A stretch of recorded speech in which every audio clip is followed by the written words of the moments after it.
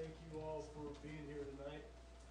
We appreciate your support, and we will operate thusly this evening. First of all, we were asked if these proceedings could be televised, and without asking council, because I got a feeling I would know their answer, I okayed it, so we are being televised tonight. So this microphone will pick up a lot. If we have specific questions, we have a couple of other microphones that are close to you, and we'll need to use those to make sure that everybody can hear. The council asked Mr. Buttery a couple weeks ago, I'm not exactly sure of the date, to speak to 4 specific issues relative to the general fund and the unrestricted fund balance. And those 4 issues are salary adjustment, special projects office, vehicles, and the aquatic center. And so we're going to approach it this way. I'm going to let Mr. Buttery speak to, and everybody has the packet that was sent to them, to those 4 items. Council will be able to interact and ask questions. And then for anybody in the audience, if you want to ask questions after that, it'll just be a show of hands. We're not having anybody sign up. But anybody that wants to ask a question or make comment, I promise you will be given that opportunity. Okay, any questions, council, before we start? Okay, I'll hand it over to Mr. Buttery. Thank you, David. Thank you, Mayor. Welcome, Mayor, Council, audience. Thank you for being here this evening. We've got quite a bit to cover tonight, and some of it I'll just be reading from the documents that I provided to Council. We've got quite a few things on the projector and the screen so that the audience can follow along. At our November 17th, 2016 Council meeting, the Council challenged the staff to increase the general fund unrestricted fund balance to something greater than $103,000, to something closer to $403,000, which would be 5% of our operating costs. Council asked the staff to close this gap as much as possible without causing a drastic reduction in services. Your staff has done that, and the discussion will appear through the rest of the evening. The staff appreciates the thoughtful insight of the City Council as they raised issues and areas of discussion. The Mayor mentioned that you challenged us to look at 4 specific areas beyond the bottom line associated with the unrestricted fund balance. Again, those 4 areas are salary adjustments in 2017, the Special Projects Office, the Aquatic Center, and vehicles. And that's the order we're going to take them in. We'll do the vehicles last because there were quite a few additional questions associated with that. City leadership, both council and staff, as well as our community, have navigated through numerous challenging periods to include significant reduction in employees in the late 90s and the early 2000s. The Hayman Fire in 2002, the sign ordinance process in 2007 and 2008, the Great Recession in 2007 through 2009, the water break and resulting boil order in 2010, the Waldo Canyon Fire in 2012, the Aquatic Center funding and location issues, and now the 2017 budget. In all these challenges and many others, we have all worked together to reach amazing outcomes. This will be true for this budget as well. The primary responsibility of city government, in my mind, is to ensure the safety of its citizens and its visitors. You've heard this said in numerous forums, to include goals and objective sessions with council. City leadership provides for and performs this very basic responsibility efficiently and effectively. Those things include and involve our police department, our public works department, and our utilities department. The use of "our" is intentional and is meant to convey inclusiveness. Our police department is the most obvious when it comes to public safety, needs no explanation. We have a police force that is in keeping with size and equipment standards at both the state and national level. Our Public Works Department keeps our streets, parking lots, and sidewalks safe in the summer and in the winter. They also ensure that our playgrounds and park facilities are safe. They also ensure that we have new infrastructure going in that will be safe for decades. And they keep all of our equipment and vehicles up and running to accomplish all these tasks. Our utilities department ensures that we have safe drinking water and a safe discharge of treated wastewater.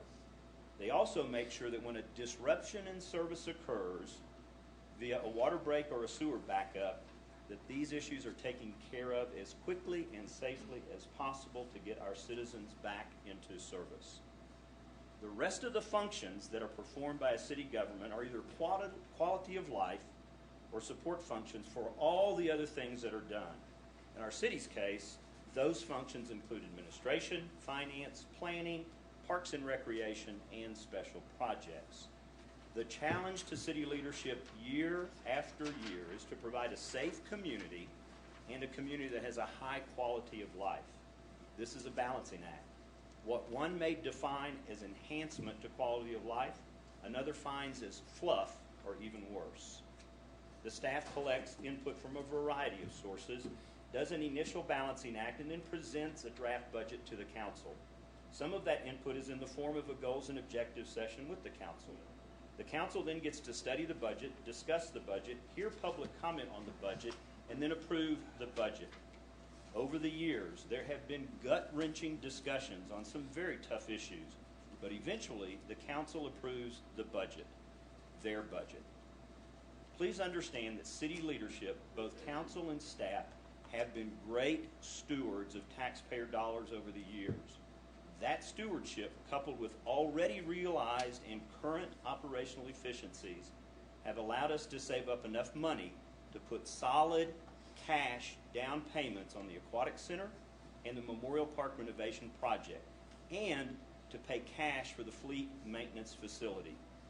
We have no fat, we have no lean, we have very little meat left before we begin cutting into the structural integrity of our organization and the ability to serve our citizens as they deserve and expect. As I mentioned, we're going to talk about these 4 issues. The first one has to do with salary adjustments in 2017.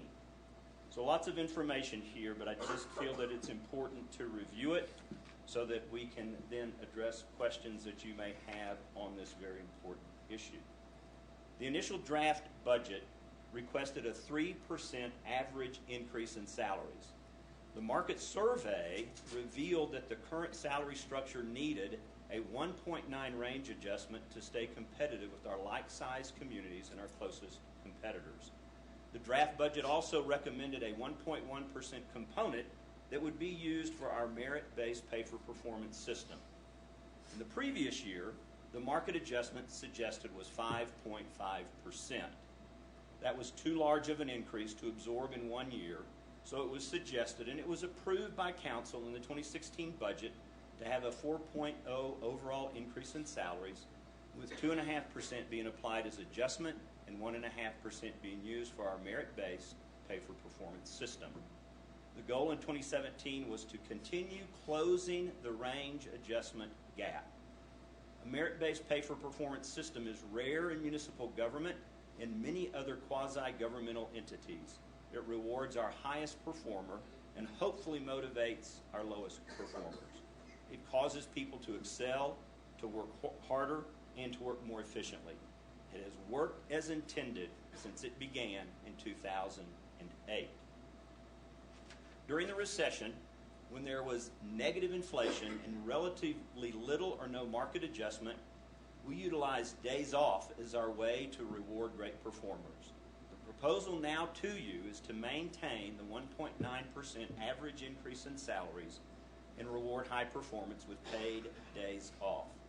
This will have an overall savings of approximately $52,200 for all funds, with $41,200 being in the general fund. This approach keeps the intent and spirit of pay for performance going and also helps keep our employee pay ranges in a reasonable, competitive, and responsible place. David, let me interrupt you just Yes, for a sir. second. I'm sorry. Council, would you like to talk about these on an individual basis? Would you like Mr. Buttery to go through all 4 before we discuss? you want to discuss them individually and kind of put them to bed, if you will, as we move forward. What makes sense to you guys? And keep going, everything, Yeah, everything, and then, okay. because in a sense, Val and I will be talking about these same four categories with a little different perception on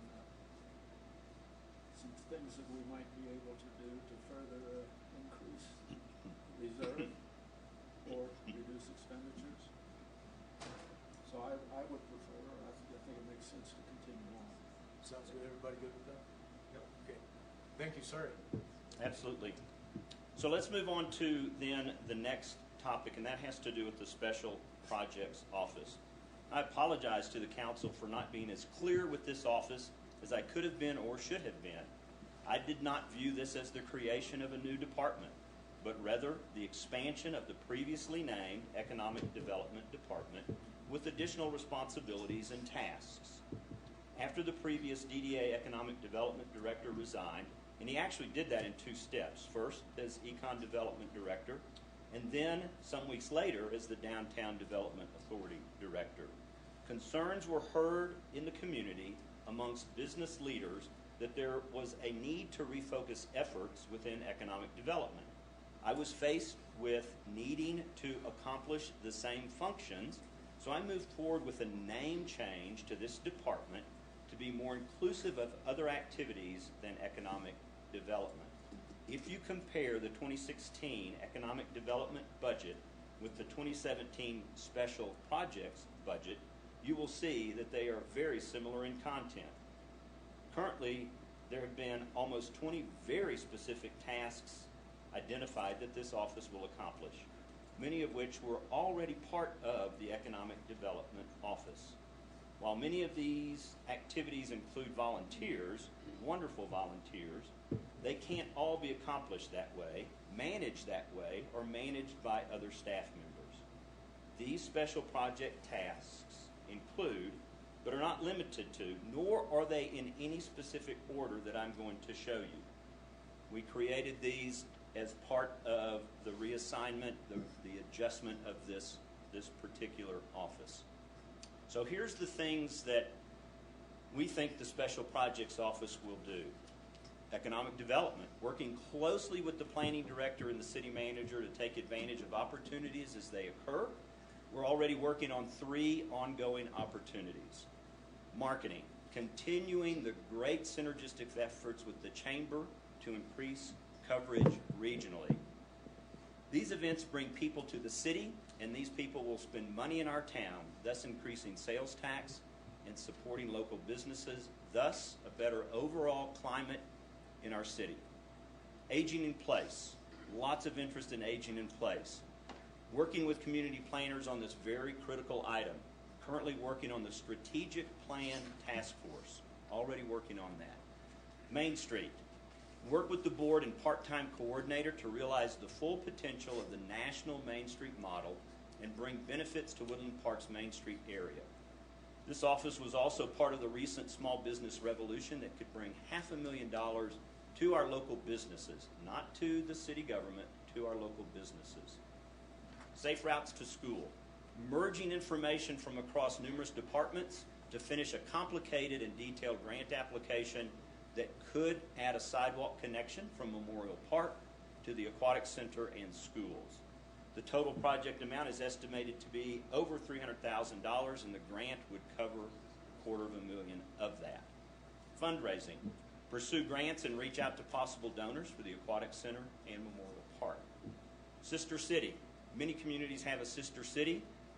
It's been talked about in Woodland Park. The Special Projects Office would head up that opportunity, finding out what that process is. It's much more complicated than one might imagine. Points of interest in Woodland Park. You know, the Historical Preservation Committee does a good job in identifying certain historic buildings, but we have a lot of points of interest in town that aren't necessarily historic buildings. So I want to create a program that goes beyond historic markers to identify points of interest in our city. Plaques and QR codes could be used to share that information with a pedestrian public. State Highway 67 welcome sign. We've got them on the eastbound side of 24, the westbound side of 24, it would be nice to have one coming into town southbound on 67. This enhancement covers numerous departments and other entities outside of the city as well. Volunteer actions. This office has become the single point of contact for many volunteer groups wishing to offer their services to the city. Of note, this is a significant effort associated with Charis Bible College. Broadband. This office is the functional expert and lead in working with Teller County, DOLA, and the broadband team. Tremendous effort, lots of energy associated with that. Grants. This office explores many grant opportunities for application across the entire city spectrum. In the very recent past, this office brought in over $1.2 million towards city and community projects. Public Information Officer. This office is transitioning to become the initial point of contact for information that pertains to the city and our citizens. Enterprise Zones. This function goes well past the planning department, and this office is working across those boundaries in order to enhance economic vitality.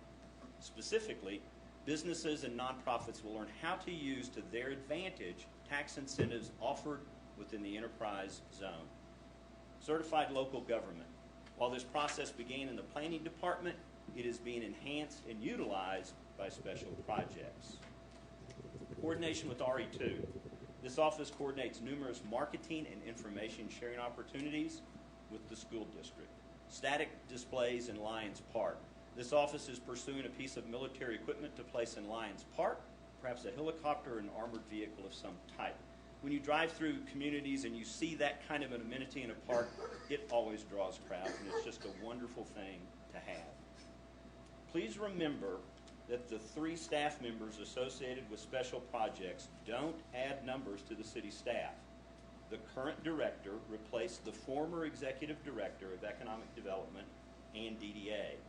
The second staff member, now at 32 hours per week, replaced the economic development and marketing specialist that was shared 2/3, 1/3 DDA economic development, as was the executive director. The third staff member is the 28 hours per week Main Street coordinator. The true annual salary and benefits increase over the 2016 budget is about $20,000. On the other hand, we've reduced the operational components of the budget by about $16,000.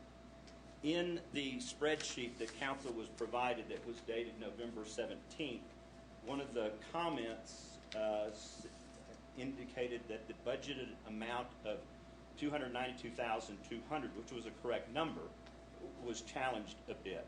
Reduce or eliminate the department.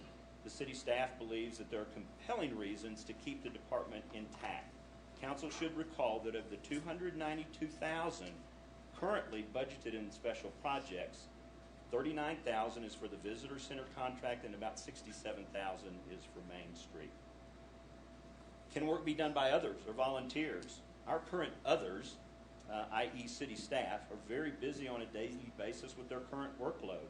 Volunteers should be utilized to accomplish some components of the tasks listed above. This will require someone to manage that volunteer effort. And then lastly, it said review requirements for the department, and I just went through those in detail. This redirection of a very talented staff will pay great dividends for our community in terms of bringing additional dollars into our community, as well as helping to enhance the city in many ways. So now, Mayor and Council, I'm prepared to move to the Aquatic Center.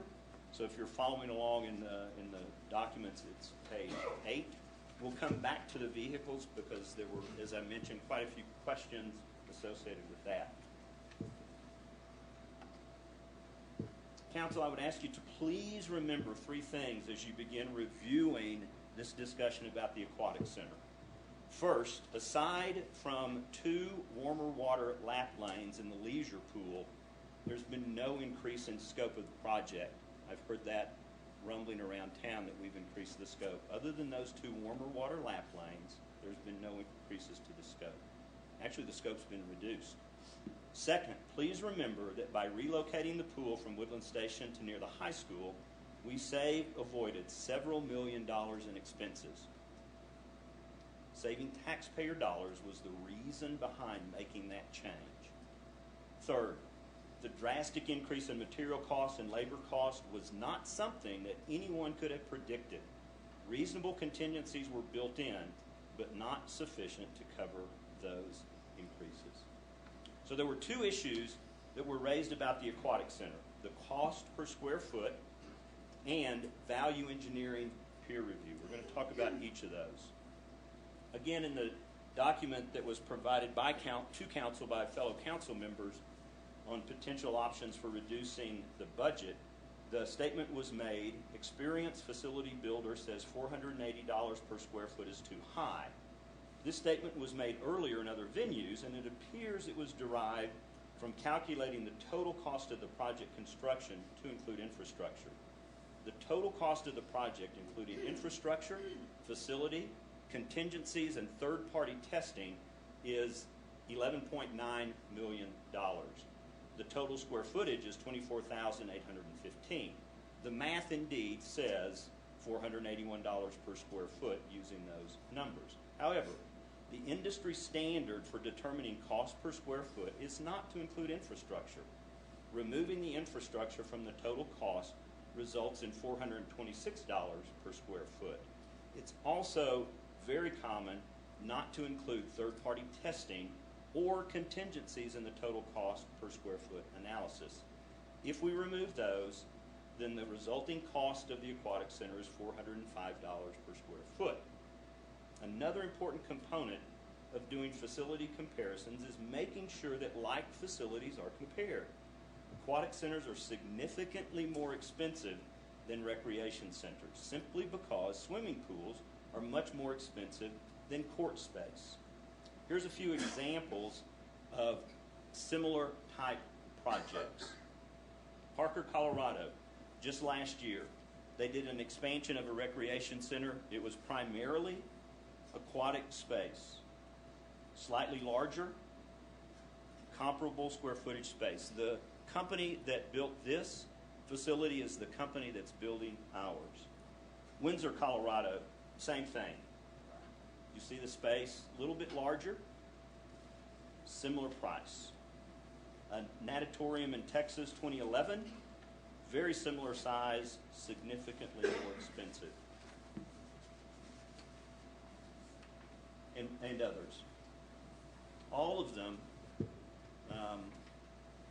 reflect either comparable or significantly more expensive, with the exception of Atlanta, Georgia. This one is much less. I say it's a much less, it's a little less, but it was significantly larger, and so there's an economy of scale associated with the size of the facility. The other component, so that's one side of the discussion, are we paying a comparable price? I conclude that we are. The other component associated with the Aquatic Center is the opportunity for value engineering or third-party peer review. I'm about to show you a list of the things that have already been considered for value engineering. Assisting in this effort was a third-party entity known as Peak Program Value LLC out of Boulder. We're going to show you some cost savings. The acronym ILO is in lieu of, and we've got, I think, 6 pages of these savings. One of the questions that came up after this product came to you, Council, was asking for the dates that these adjustments were accepted. We did the research and of course, had records for the vast majority of them, and you see those there on the left. The way that we worked through these with the design team and the general contractor was they would make a recommendation, we would consider it, and then we would commit to it. So the dates that you see are the dates that were committed to these decisions. And Council, I'm prepared to go through each of these if that's your desire, to talk about each of these and the cost savings associated with them. Okay, I'll do that. Well, one request that I made to you had to do with providing documentation of the value engineering reviews. Yes, sir. The contract that A&P had with Peak Performance, and also how the result dollars were determined. Because when you show a reduction of space, right, that space reduction in dollars certainly doesn't equate to an anywhere near $400 a square foot, more like 120. No, thank you. Do I need to repeat any of that? Why don't you start again, John? All right.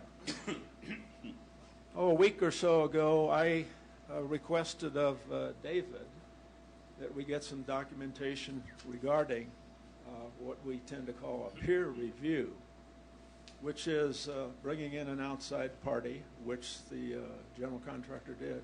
Adolphson and Peterson went through some deliberations, came up with these numbers on these dates, and I said I wanted to see some more detail, and David is trying to get that for me, I know, but the contract of the third party, well, he was a subcontractor to A&P, so there may be a little more difficulty in doing that.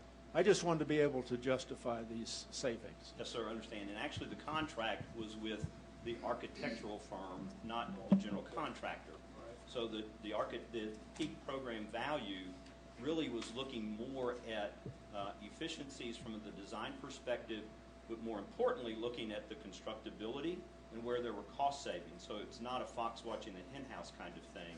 It was an assistant, if you will, to the architectural firm and the owner, us, looking at what the contractor had. The gentleman who runs peak program value was out this week, and so we will get that information for you.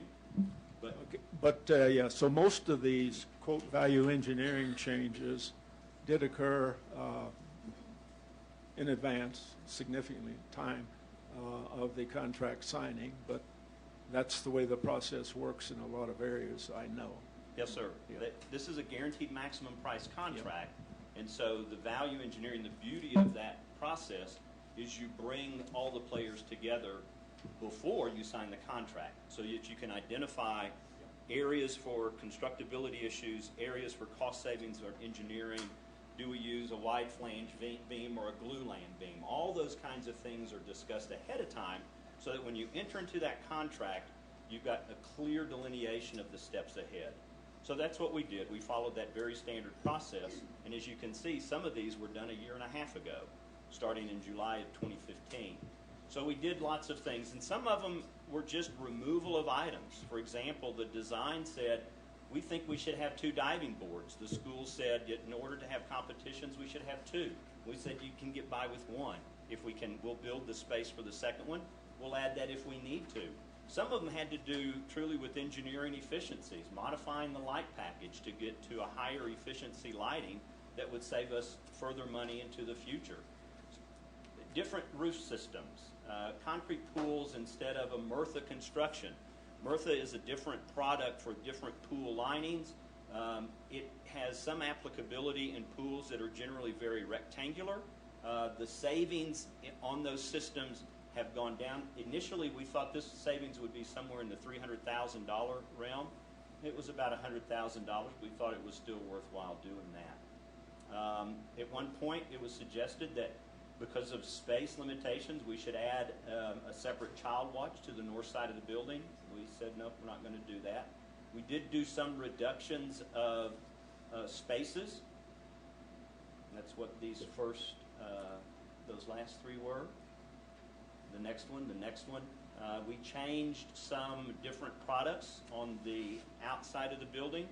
We, as a municipality, have certain design standards that we hold contractors to as they're building projects within town. We have to adhere to those same standards. So we made some different savings associated with different material types. And that's really what the concrete sidewalk. We had some different changes as it related to insulation. We eliminated a lot of the storefronts, which is windows and doors and those types of things, and reduced the amount or eliminated it. Those are very costly, but we also felt it was important to keep the windows and the openings in the pool as much as we could.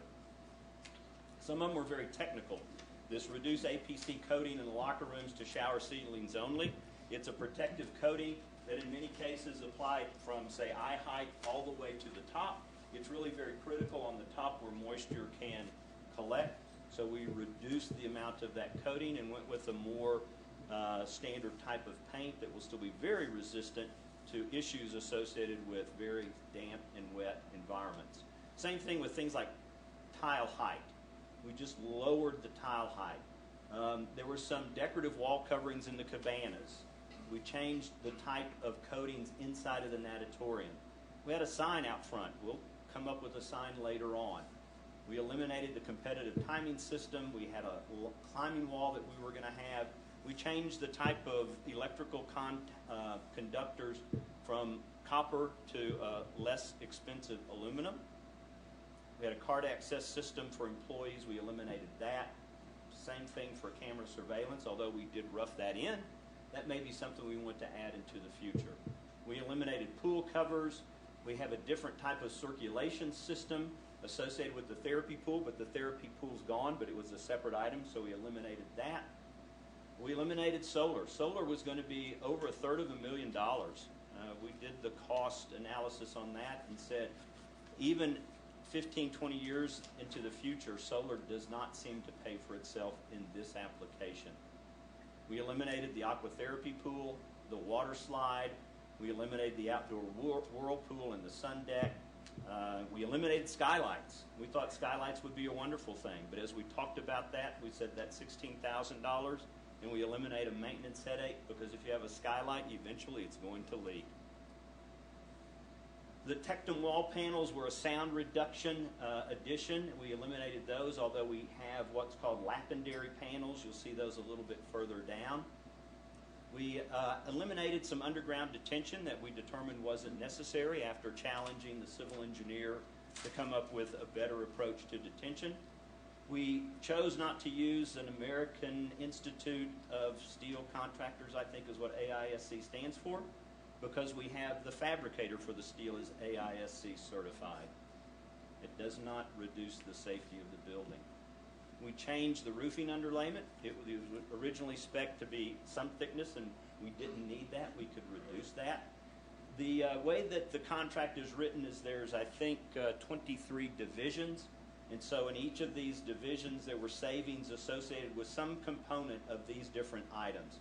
I'm not sure exactly what woods, plastics, and composites were saved in that $22,551. I wasn't able to have the time to dig to that level of detail, but as you can see, in some of those divisions, we realized some savings. The elements that are listed here that don't have a date accepted, remember I mentioned to you there were 3 dates when we went through the value engineering process, and I know these were accepted. I just don't have the dates on when those were done. These are the savings associated with those. Some of it had to do, as I mentioned, with steel beams in lieu of glue-lam wooden beams. These that are below, the general contractor and the architect, we know we made these decisions, but some of these were done almost with an intuitive feel. Asphalt is cheaper than concrete, so we made those decisions early on. So I don't have a value for those because we just knew intuitively that they would save money. So, as an example, tip and roll bleachers in lieu of cast in place concrete bleachers. I mean, we could get a cost for that, but just intuitively we knew that they would be less expensive. Without those last 6 or 8 items, we realized almost $2.8 million in savings prior to going into the guaranteed maximum price contract for the aquatic center. So the value of the pool, Would you use the microphone, please, Paul, since we're broadcasting? the value of the pool then, the value of the pool, which is proposed today, was $2.7 million, $80,000 more. Correct. In your constructability survey, you should have come out of that survey with a price that was more conducive to the 10-1, To the, what's the 10-1? the bond. Remember, and we've talked about this many times, the bond amount of 10-1 was not intended to match exactly the cost of the aquatic center. The 10-1 was to supplement the savings that we had realized over the last few years. When I spoke earlier of efficiencies, and having good cash down payments, it was those savings that we coupled with the bond to make sure that we could pay for the aquatic center. So there's really no match between the two. Infrastructure and everything that goes into building a building is part of the cost of a project, Absolutely. regardless of what you say. Well, Paul, if I could, because I've been involved with this since 2007 now. Mike, usually I'm not accused of having a soft-spoken voice, but the 10.1 is what we could afford to borrow. The cost of the pool was never advertised as being 10.1. It included the costs that came from some enterprise fund and the general fund. So the enterprise funds paid for some portion of infrastructure, and as did the general fund. So yeah, that's false advertising to say that the pool was going to cost 10.1.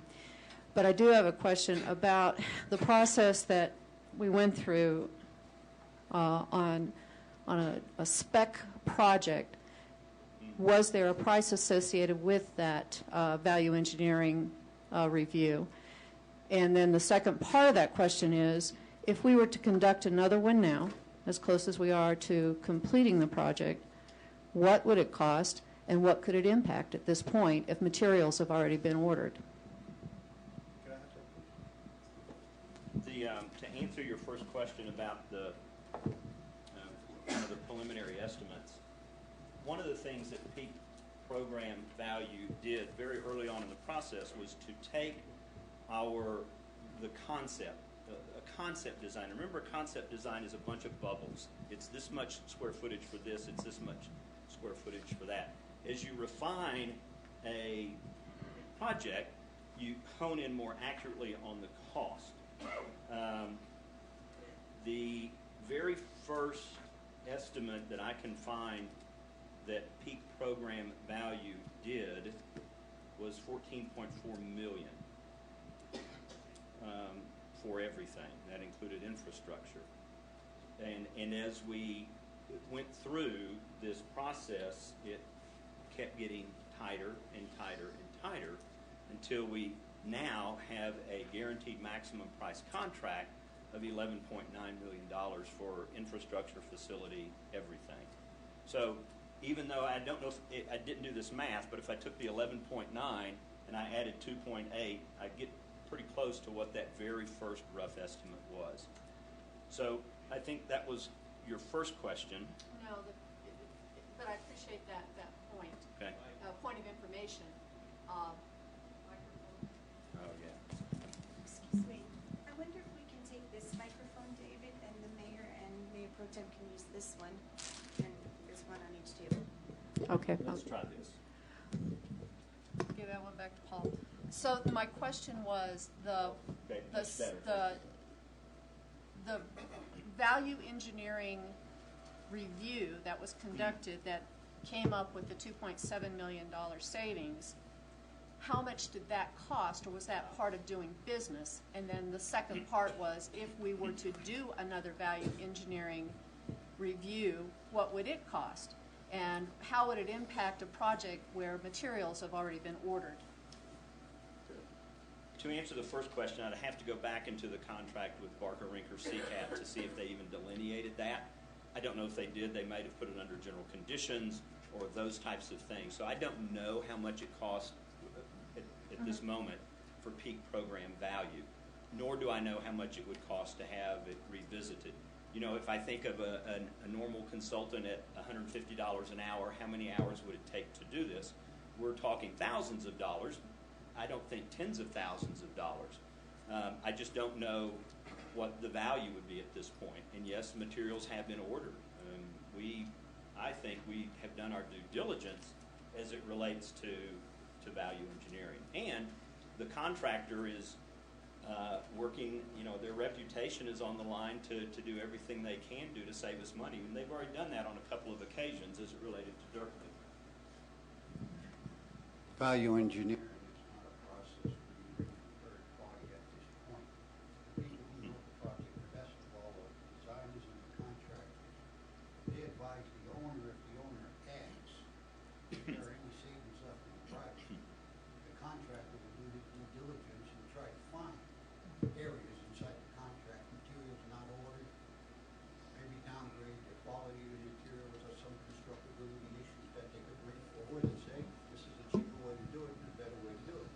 do we have to ask the company? We're or- the owner, we have to Yeah. ask. The owner's not going to bring forth value engineering if he's not asked. Because he's under a contract with specifications. Those specifications are part of the contract. That is the contract. Those specifications say what the material is going to be and the performance of the materials. If he does not meet that specification, he is not performing to the contract. In your experience, at this point in the project, how would we bring in a third-party peer review? Is that possible? I wouldn't bring in a third-party peer review. I would just simply get with my contractor and ask him, are there any areas in which we can save? Why do you want to bring in a third party? I don't. It costs money, it's invasive to the job site, it slows things down, it interferes with the construction. The people who know the project best of all, the contractor doing the project. We as owners must ask the contractor, are there any savings? Can you see any savings? Can you help me out here, buddy? I got a little problem. I need to save some money. They'll step forward and say, okay, look at this, look at that, look at the tile, look at the beam. Well, you confirmed, though, what I was asking. Is it appropriate at this point in time, or is it even cost-effective to bring in any other review process? That's not up for me to say. You can bring in a peer review and do a review. There are plenty of people out there, consultants and all of that, can do a review, and who I've worked with, Alfred Peterson before, and can do it. But I don't think, in my own professional opinion, and on the projects I've worked on, I've never brought in a peer review or a value engineering once the project has started. The value engineering takes place during the bidding process with the contract, it takes place during the constructability of the project, and after the bid, it takes place with the addendums in the projects. Thanks. Are there any change orders and things of that nature? Why has this project gotten to the price where it is? I would ask the people in this room, how many of the people in this room thought that this project was going to come in at the bond price of $10.1 million? I was certainly under that impression when I read the newspaper, and so are some of the people in the room. But other people were expecting that the project would come in either lower. At first, it was talked about at $6 million. That price, I guess, evaporated from 3 years ago to today. Paul, do me a favor, I don't think that microphone's on. Okay. And, Could you repeat all that, Paul? If I could, very quickly, to address the owner's responsibilities to talk with the general contractor. We meet as an owner, architect, contractor team every 2 weeks. Our public works that's director. a construction meeting. Understand. It is. And our public works director then has an additional superintendent's meeting. At every meeting, we talk about what are the opportunities, where can we, what are the potential? Is it a coating change? Is it this size of pipe instead of that size of pipe? They're well aware of our desire to save money.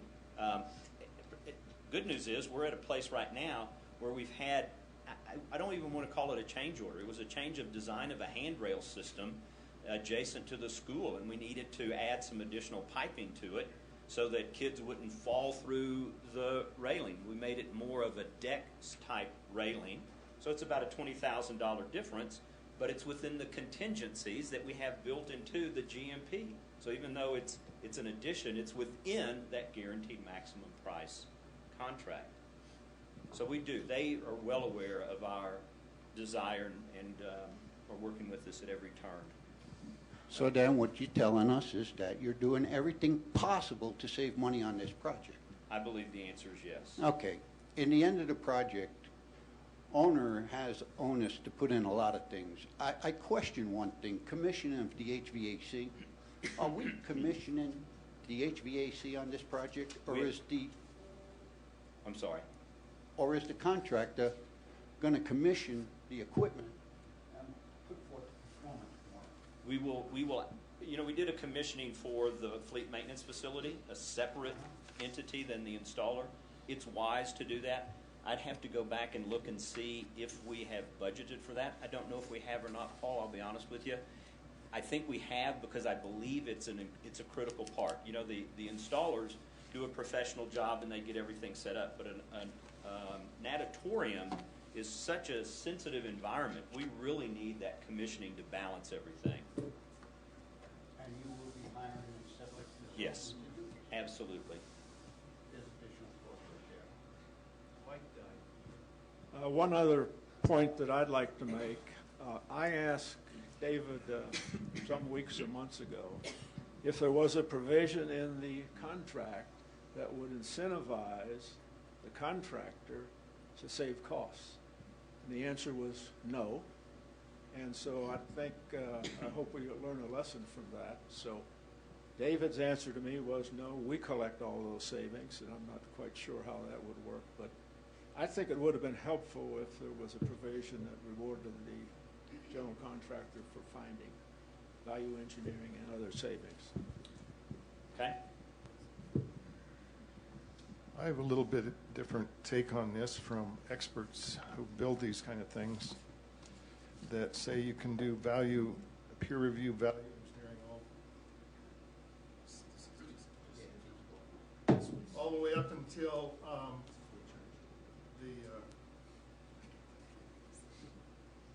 It's on. all the way up until you cut the ribbons. What you do is, I've been told, is you incentivize the savings.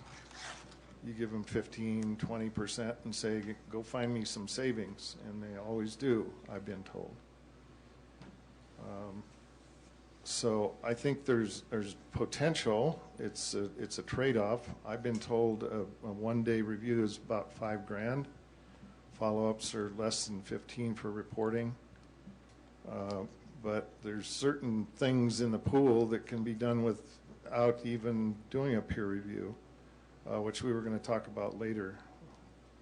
But just to give a little thrust to the potential there, I think it still might be an open question in certain regards. Thank you. Okay, Mayor, I'm ready to proceed on next to the vehicles, which was the fourth item. So I'm back on page 6, if you're following along in the documents. So on vehicles, Councilman Carr is correct. The staff was able to find some vehicles that can be disposed of. I'm going to show you a full description of every single light vehicle in the city with a detailed explanation of each vehicle's use. What I'd like you to understand, though, is that we began a comprehensive fleet analysis in 2005, and we update it every single year.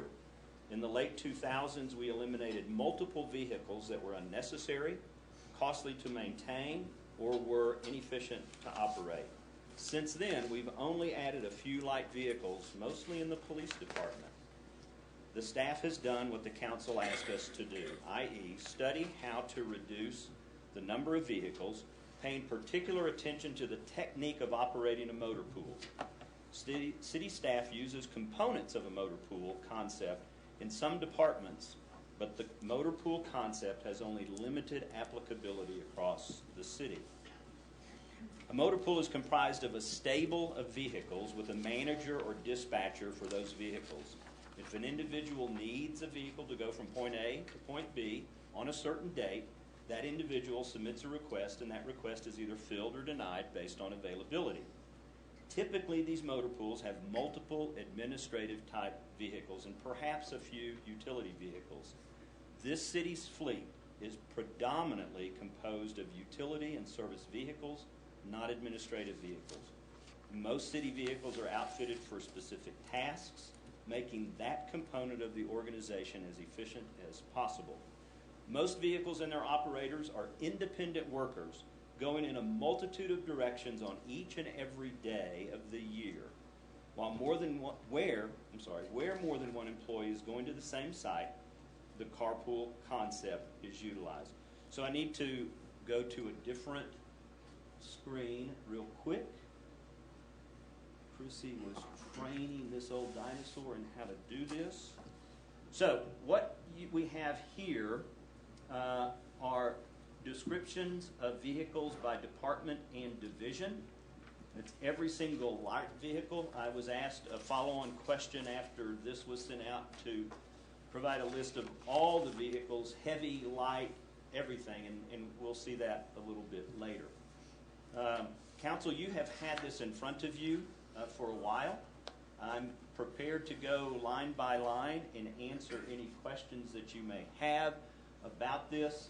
It's only a little bit cumbersome because of the layout of the spreadsheet, but as you can see, we've listed, as I said, every single administrative vehicle, but I'll defer to your desires on whether I go through all of these at this time or not.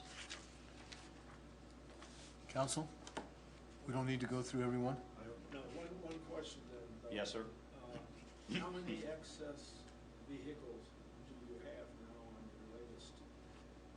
This, I say that we can eliminate 2 from the inventory at this point, with the possibility of an additional 3 that I think would reduce efficiencies, and I don't think that the value of selling them is worth it. I think the efficiencies are significantly more important than the few $1,000s that we would receive in return for those vehicles. So let me highlight those very quickly. And the yellow means we're going to reassign something. And this particular vehicle is being reassigned to replace one that would be eliminated from the fleet.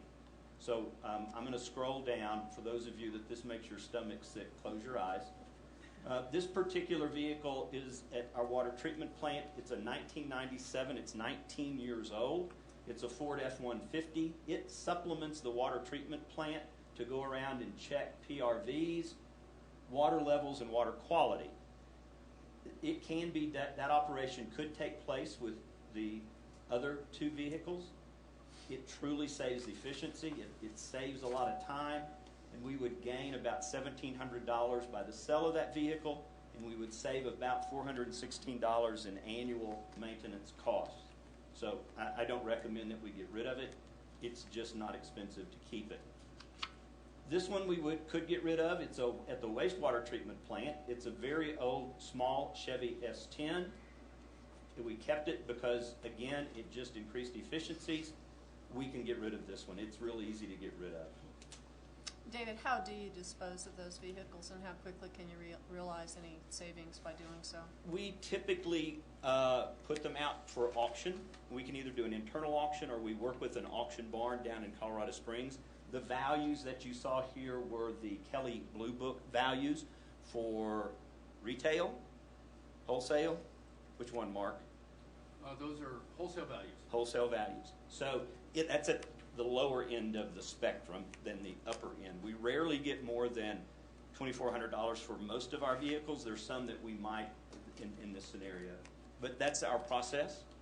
It's a closed, if we do it kind of a bid across the city, it's a closed bid. We have a minimum, and whoever gives us the most money gets a new vehicle or a used vehicle. Let me just keep going down. This is another one that we would get rid of.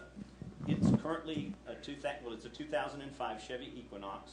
We typically use it as a float vehicle, meaning that if a vehicle is out of commission, we can substitute it in for other people to use.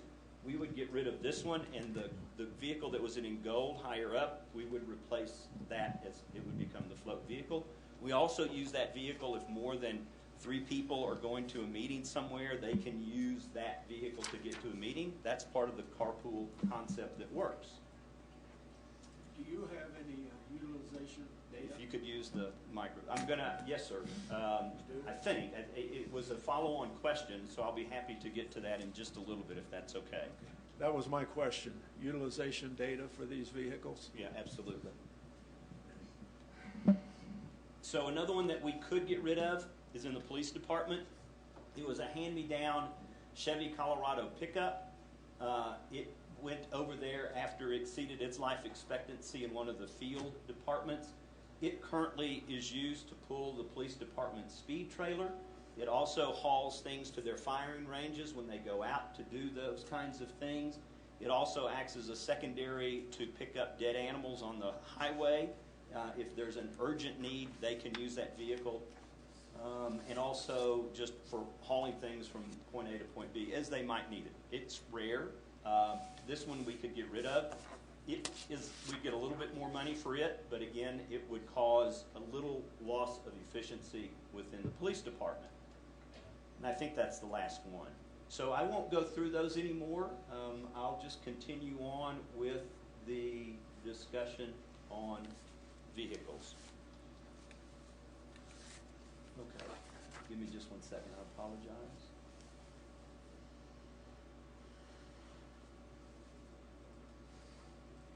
So, on vehicles, there were also, so that was what the council asked me to take a look at in your November 17th thing, was look at all the light vehicles, the administrative vehicles, see what we could come up with, and that's what we were able to do.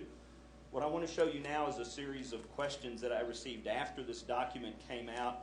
We got these Monday morning, and there were 11 questions. So let me go through those. This will take a little time. It was said, please expand your detailed spreadsheet on motor vehicles to include every motorized work vehicle we own or lease in the city, including inventory control numbers and identification and location where normally parked, plows, ATVs, golf carts that we don't have any, sweepers, dump trucks, backhoes, bobcats, graders, tow trucks, etc. Please include any capital equipment that the city owns or leases that is driven, operated by city personnel for work purposes, whether normal duty or emergency use. Please isolate any leased equipment as a separate grouping. We have no leased equipment, and so I'm going backwards in answering these. Please include any capital equipment that is driven, operated. All of it's driven or operated by city personnel. The only vehicle that we have that we allow non-city employees to drive is our Zamboni, and with the Zamboni operators go through a rigorous training, and then we outfit them to look like the Michelin Man so they don't freeze to death. But other than that, every city vehicle is operated by a city employee. And David, we have 1 or 2 Zambonis? We do. 2. We have 2. And one was no, donated. we got rid of the old one, I'm sorry. Oh, we had a 1972, and we were given a 2006 or so, and we replaced the 1972 one with the 2006 one. So I did not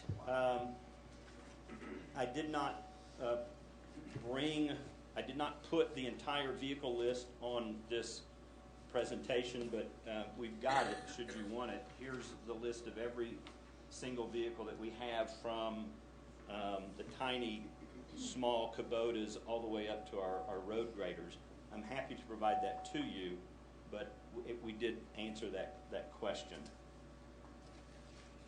Okay, the next question was, please detail for each vehicle listed a list of exactly which tools, type and size of toolbox or holders required for such are included in any vehicles listed with the toolbox, because within the list that I provided you, some of them said that they had specific toolboxes in there.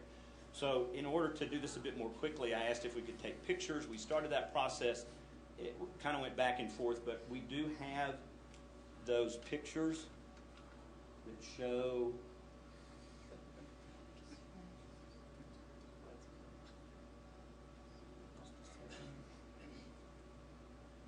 so the vehicles, didn't have time to put next to vehicle number 1. I know that's Mark Mackles, our fleet maintenance crew chief's vehicle, but we just show you the tools. This is what I call a contact truck. If there's a vehicle that's broken down anywhere, light vehicles primarily, this is the vehicle that goes out and recovers them. It also has a fuel cell in it for refueling some of the vehicles. So it's got the standard kinds of tools that you would see in a maintenance vehicle. You can see the socket wrenches there, at least I hope you can. But it was just to give you a general idea that this particular vehicle has all those types of tools on it. Vehicle number 4, actually let me, Mark, is this another one of yours? Is 4 belongs to buildings and grounds. Okay, so this is one of our parks, buildings, and grounds. And again, Excuse me, David. yes. I'm sorry. Council, do we need to go over this? No. Okay, let's move on. Thank you. Suffice it to say that all those pictures show that each vehicle is outfitted for unique tasks. Okay, question number 3 was, please list the number of emergency response incidents for each such described vehicle listed In the vehicle report of December 2nd, I'd like a detailed listing for each such vehicle, including each such incident report and the number of such incidents going back for 3 to 5 years. What? To see an average for this type of usage for each vehicle listed. We don't have 3 to 5 years of history. What I've got is, Excuse me, let's ask again. Council, do we need to go, do you want to hear these The incidents? only thing I'd like to hear is how much it costs the staff to put this together, and can we afford that? Council, Move on to the vote. let's move on. well, there's 8 more questions. Do you want me to at least let you see what they are, or do you want to Let's get... do that. Okay. Oh, so Yeah. I request a listing of each required off-site meeting for all director-level employees, including location, date, and duration, where a city vehicle was utilized for the past year, and we provided that information to the best of our ability and memory. Council, do we need to see those? No? I request a list of incidents for which fleet maintenance was refused delivery by a parts store provider, for which fleet maintenance personnel were required to utilize a specialized city vehicle. We don't have numbers. What I can tell you is that AutoZone in Woodland Park does not deliver. There are about 10 parts, tires, drivetrain entities in Colorado Springs that don't deliver, so we have to go down there and get them. So we send a city vehicle down to do that. I think that's enough. Please indicate the number of incidents where the liftgate vehicle was utilized for animal removal or such usage requiring the liftgate truck specifically. For the liftgate mechanism over the past 3 to 5 years, include the incident report for each such usage, please. We don't do incident reports, but I do have the list, and I can pull it up, but over the last 2 years, we picked up 44 deer. So it's about 2 per month. We had all this emailed to us, so we need to rehash it. Does everyone have all this information? I don't. Me? I don't know if you saw it all. Did you know that? I don't know if you saw this. Mm-mm. You didn't get this. Well, let's move forward, and Okay. Council, let's go this direction. If you feel a need to stop, if not, we'll just ask the question and we'll move forward unless you want to further discuss these questions.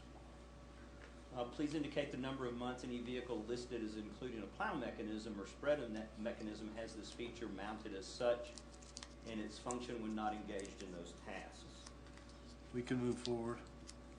Please provide your cost analysis studies for justifying each vehicle purchase in lieu of utilizing a mileage reimbursement plan for personal vehicle usage for work-related trips, including expected mileage rate, frequency expectations, and vehicle type, size requirements since your employment as city manager.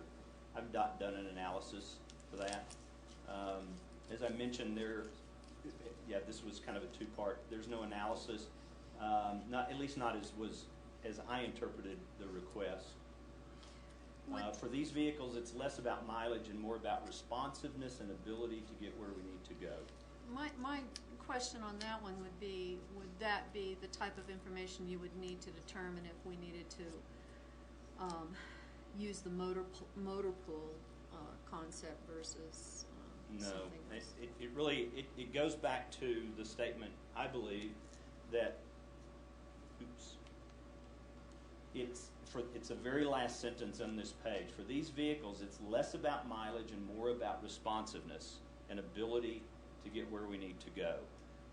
So a lot of the questions and the analysis centered around quantity, and in my opinion, it's more about quality. It's quality of the response and the timeliness associated with the response, not necessarily how many vehicles we have. I mean, that's an important piece to consider, but for me as the customer service provider, it's how can I get to that site the quickest to provide immediate relief to a situation. Let's move forward. Okay. Please provide justification for each vehicle utilized by city personnel for commuting to their workstations in lieu of utilizing their personal vehicles for unreimbursed commuting, as is the norm for workers in the U.S. I thought I provided this earlier to the whole council on the emergency response vehicles. We have 14 vehicles, including mine, that go home with an operator at night. All but one of those are what I call emergency response vehicles. I have those listed if council wants to see them. No, that's the one that you might be referring to that we all received. Okay, we'll move on. If you hired someone who does not have a transport vehicle, please describe their extraordinary qualifications to warrant providing a temporary, I should hope, commuter vehicle for them and why they were unable to obtain a rental vehicle.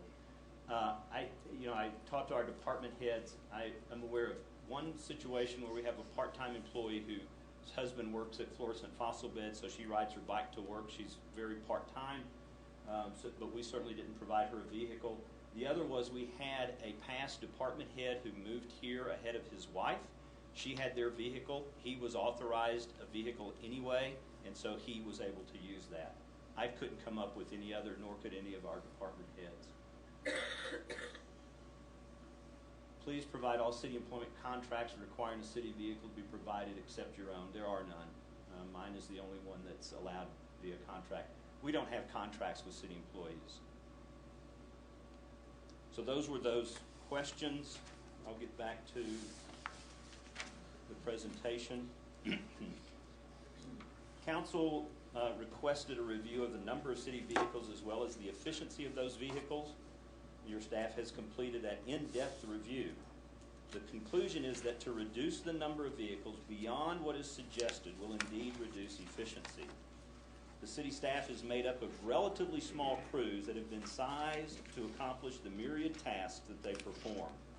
Part of the sizing of the crews was to ensure that they are properly equipped to do the job that they are asked to do. I would ask council to think back over your years of service or as a citizen living here. You rarely hear complaints about things like litter, weeds, park maintenance, restroom cleanliness, or even potholes, because our employees are out there taking care of those things in a timely way.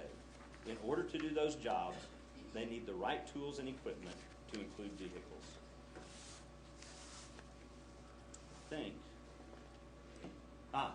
So those were the 4 issues.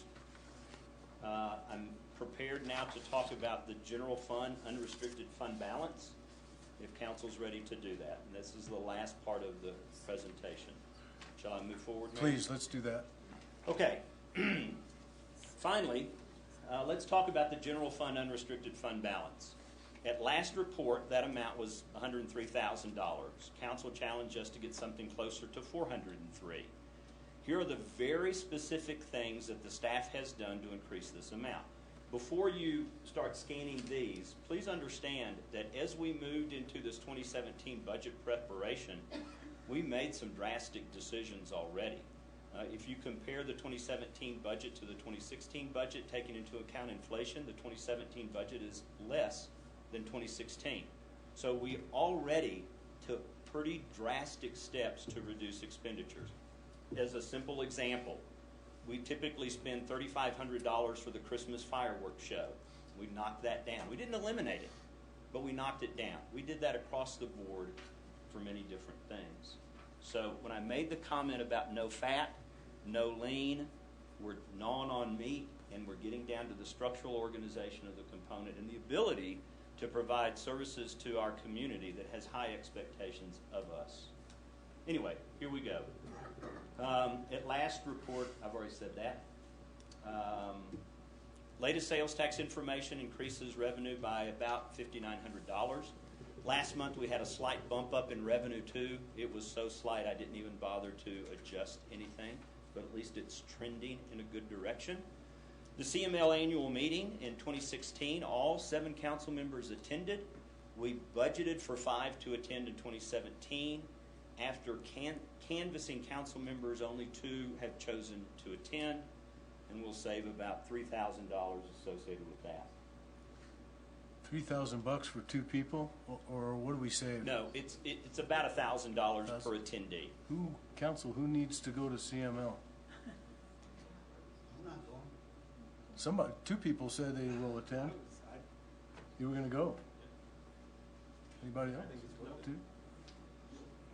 What is CML? Colorado Municipal League. Okay. Thank you. Okay. Eliminate council meals at work sessions like this very one. We had a kind of a tradition that if I asked you to come to a meeting before 6 o'clock, I would feed you dinner. It's been suggested that we not do that, so that we'll save about $500 associated with that. If we implement the 1.9% market adjustment versus the 3.0% market adjustment, as I mentioned earlier, that saves about $41,000 in the general fund. Council will recall that the DDA agreed to pay an additional $5,000 back to the city in 2017 in early January, going from $65,000 to $70,000. We're canceling all our Christmas parties. We'll handle those in-house. Reducing community investment. And I know this is a sensitive one. I've already gotten a couple of reminders of how important community investment is, and I'm one of its biggest supporters. Per the resolution that council adopted,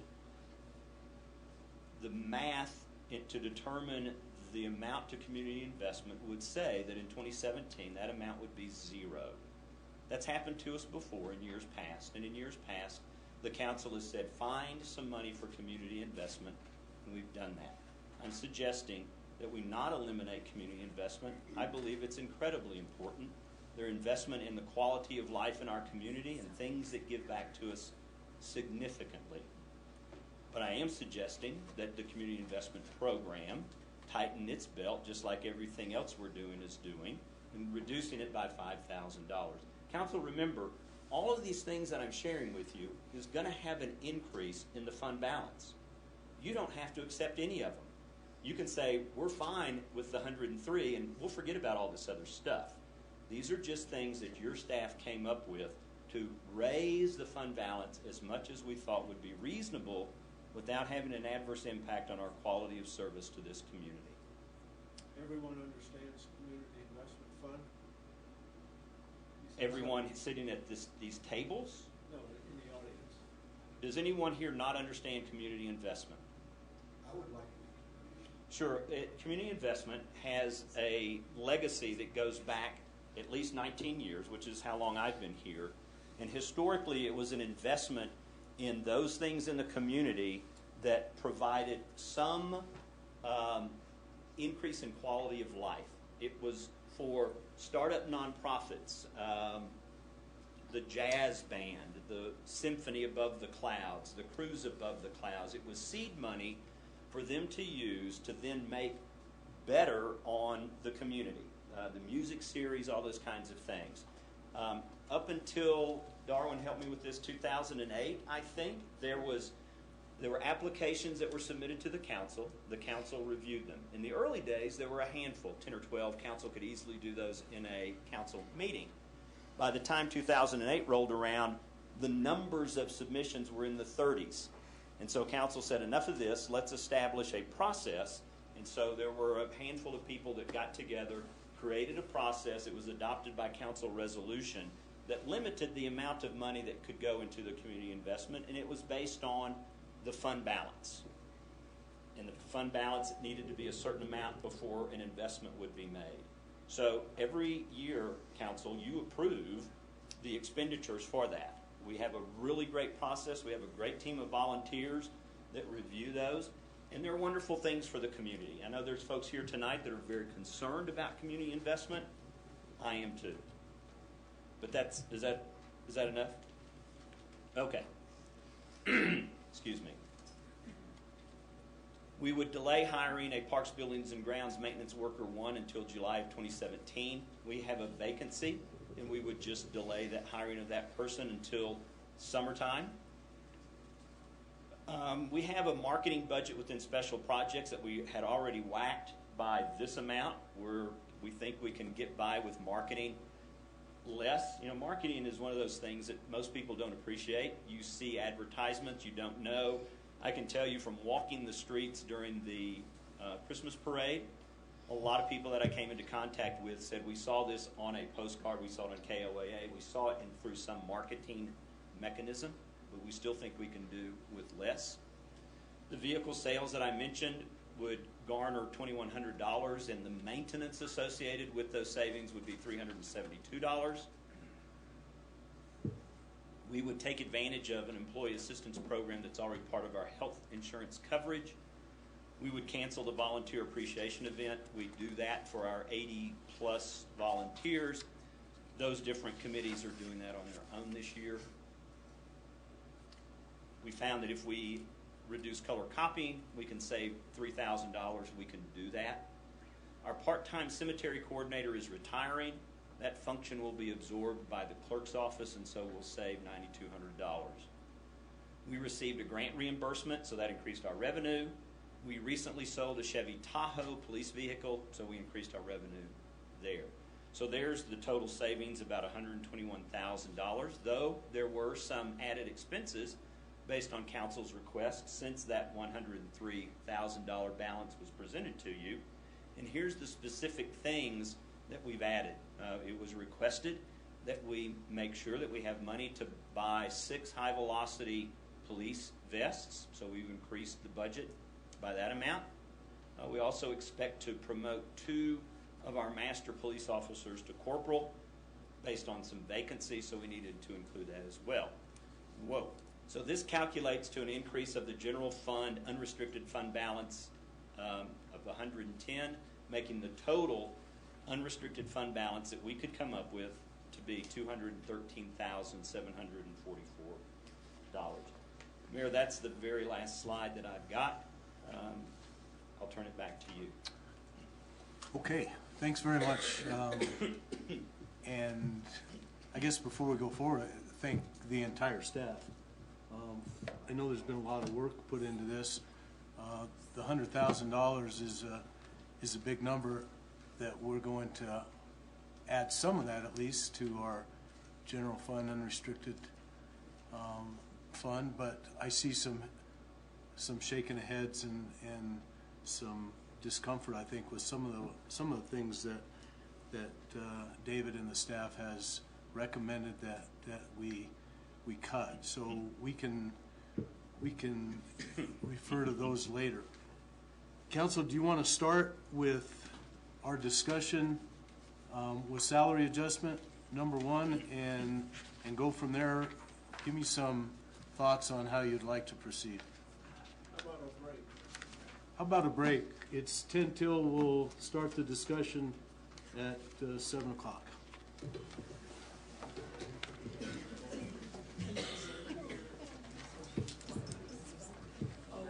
So, what do you think? That's probably the way to go.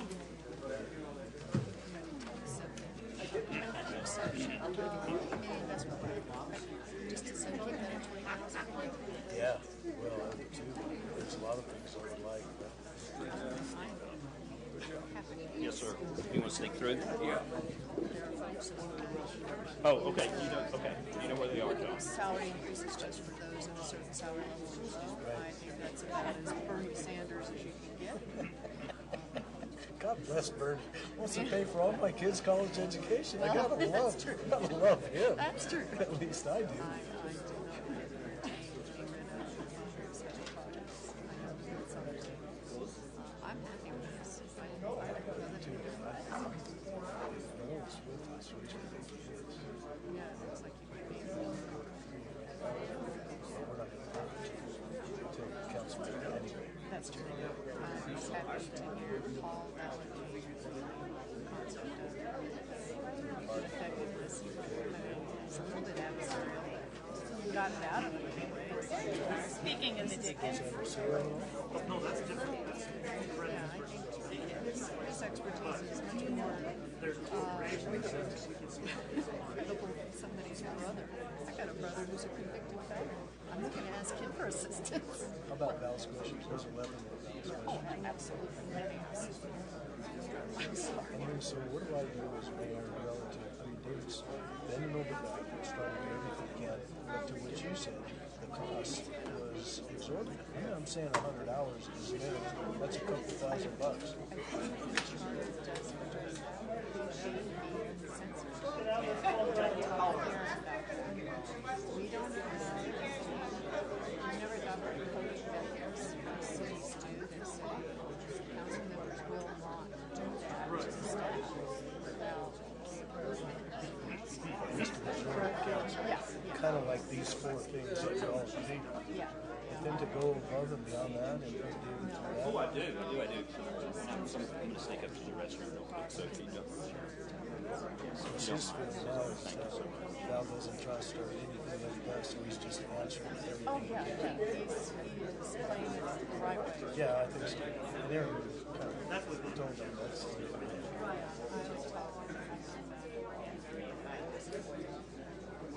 Who knows? Yeah. Val, what do you think? You want to do these one at a time? What's your thought? Yeah. I mean, a lot of this obviously is good. But this is doing something else. That's something like when that when I'm doing that, because I'm not going to do something else. We'll talk about that.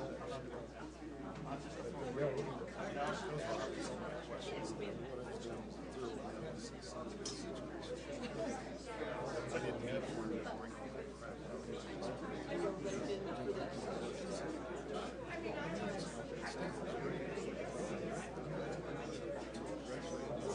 Supposed to wear black.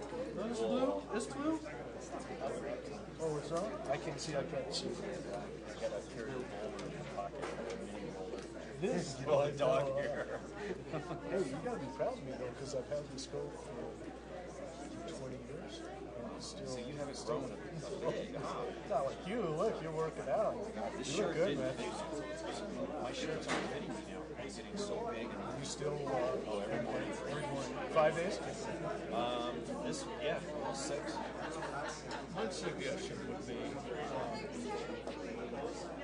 I have Val go through our mission.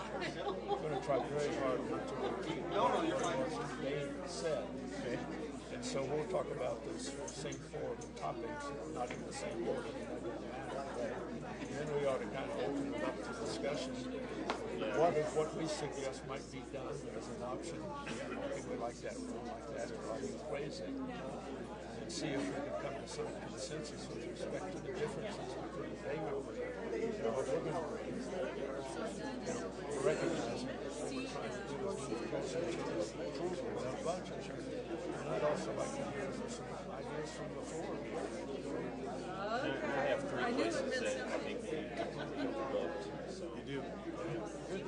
Well, that's 4, what we're here actually for. 4. Bring them up. That's what we're here for. Yeah.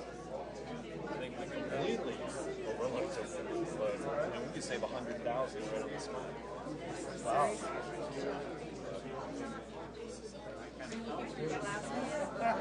was going to give John's for everyone, except for staff. I would have to read it. I did not. Before you got started, I haven't seen it.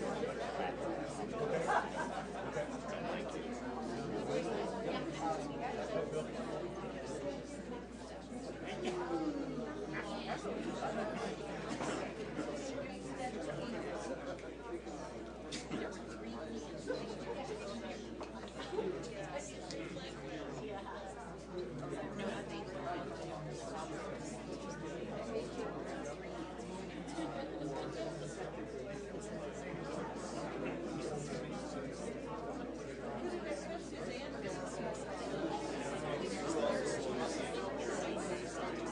I'm not, since that person didn't answer, I'm not going to answer.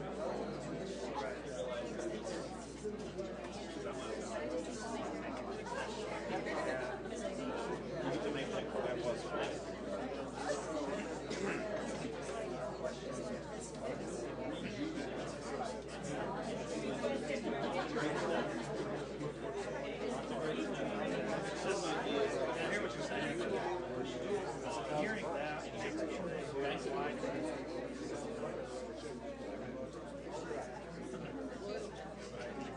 But there's a provision in the charter to have it. Well, I'm going to, that's what I'm going to speak to, and I'm reminding people of this.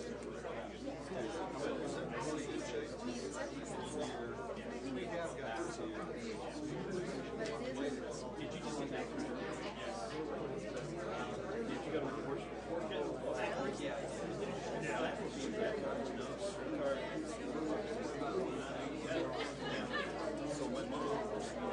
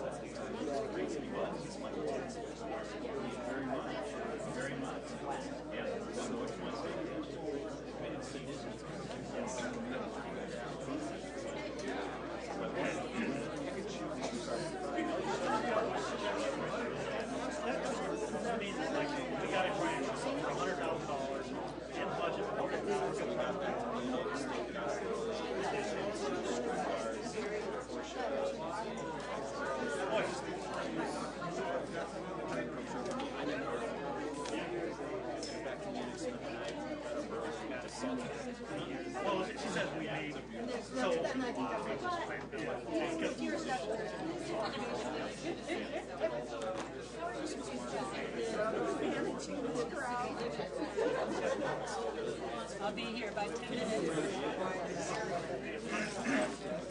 You might get 10. All right. Dicey.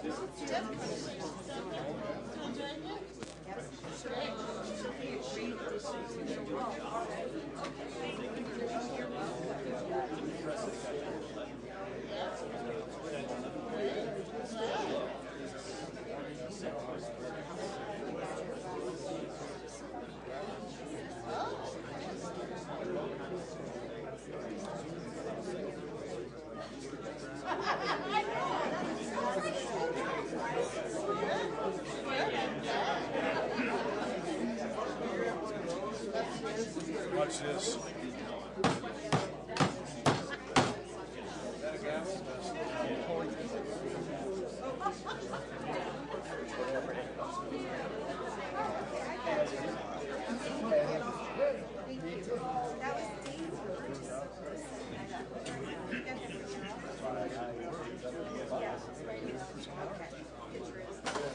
Thank you.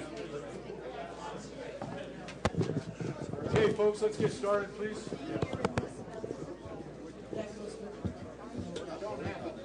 Nope. We're not. We're going to hear a weigh-in from whoever, and we'll go from there.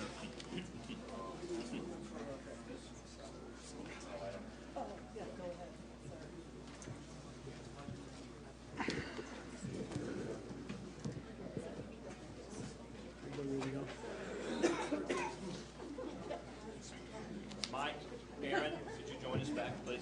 Thank you. Okay.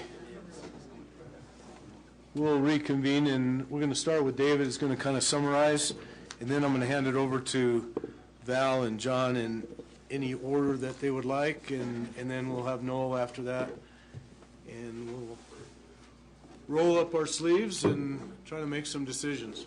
Council, thanks for the opportunity to share with you what the staff has worked on for the last week and a half to get you the best information that we could. One of the things that I alluded to in the presentation is that I believe that the situation that we're in as it relates to the unrestricted fund balance is a very temporary situation. I explained to you in other formats that the reason that I believe that we're in what some might think is a cash shortage is because we made the decision not to go into additional debt to cover the additional costs associated with the aquatic center. Not scope increase, but just the cost of materials and construction. So we went into this eyes wide open, knowing that 2017 would be a struggle. What I'd ask you to consider as you're thinking about our fund balance is think about that. It is a temporary situation. We will continue to improve on the fund balance. My best estimate is maybe $200,000 a year till we get to a place where you're extremely comfortable, 10%, 15%, 16.6, whatever you choose. But it is a temporary situation. Should we have a catastrophic event that occurs in town that would cause us to have a need for significant additional cash, we have the ability to procure that from our other funds. We've checked that with our bond counsel. So if we had to do a short-term emergency loan from either the 510 fund, the 520 fund, or even the 410 fund, we could do that. What I'd ask you to do is don't make your decisions tonight based on the sky is falling when we don't have a rainstorm on the horizon. If we have a need to react to an emergency, we are agile enough and flexible enough to do that very thing. Thanks, Mayor. Thanks again. Lots of work from staff your staff, David, our staff. So thanks to everybody for all their input. I know a lot of time, but it's great input, and it helps us make what I think will be the best possible decision. So thanks to everybody for that. John and Val, why don't you start? You want to start, John? Yes. Do you want me to pull up your presentation, John? Yes, please. Okay.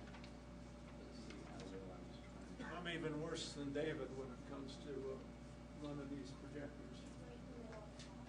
That one? Nope, down. Below? Yeah. That one? Up a little bit, right in the, like, the yellow square of the In? window. Oh, right there! Yep. I knew that. Yeah, thanks. Okay, here we go. Are you ready? I'm ready. Okay. And I'm here to help if you need me. All right. Thank you, and good evening. My name is John Schaefer. I'm one of your city councilmen. And I want to assure you that your council... Microphone. Oh, here we go. No, we just have to put it over here. Okay, yeah, that's as far as it's going to reach, and you just have to talk louder. See if that works. Please try it. All right. Good evening. My name's John Schaefer. I'm a city councilman here at Woodland Park. And as I started to say, I want to assure you that your council and your city staff have invested a lot of hours in getting to this point. So we're not at the point yet where we have agreement on what next year's budget is going to look like, but we are making good progress. And so I view this as a necessary step toward getting that approved budget. And we're hopeful that we're going to get some good ideas from you folks out in the audience a little later on when we have a break in what we're doing up here and presenting. Approving the budget is probably the most important thing we do as councilmen and councilwomen. We generally get a look at it in the October time period and we start working. And there are a lot of questions flowing back and forth. The city staff is responsive. We are not always happy with what they have to tell us, but on the other hand, as David showed you, based on this latest iteration, that the emergency reserve has been doubled from 103 to the 213. David also mentioned that we realized a couple of years ago when we decided to get 3 capital projects underway simultaneously that we would see some impacts on the financials as we move forward. And unfortunately on those projects we've seen some significant increase in costs, labor, manpower, materials, supplies, and the like. And so that reserve turned out to be a little lower than we would have liked for this year at the first budget iteration. I'm going to try hard not to repeat what David told you, because there is some overlap. And this presentation, this whole session, work session, is intended to be a positive, constructive step forward.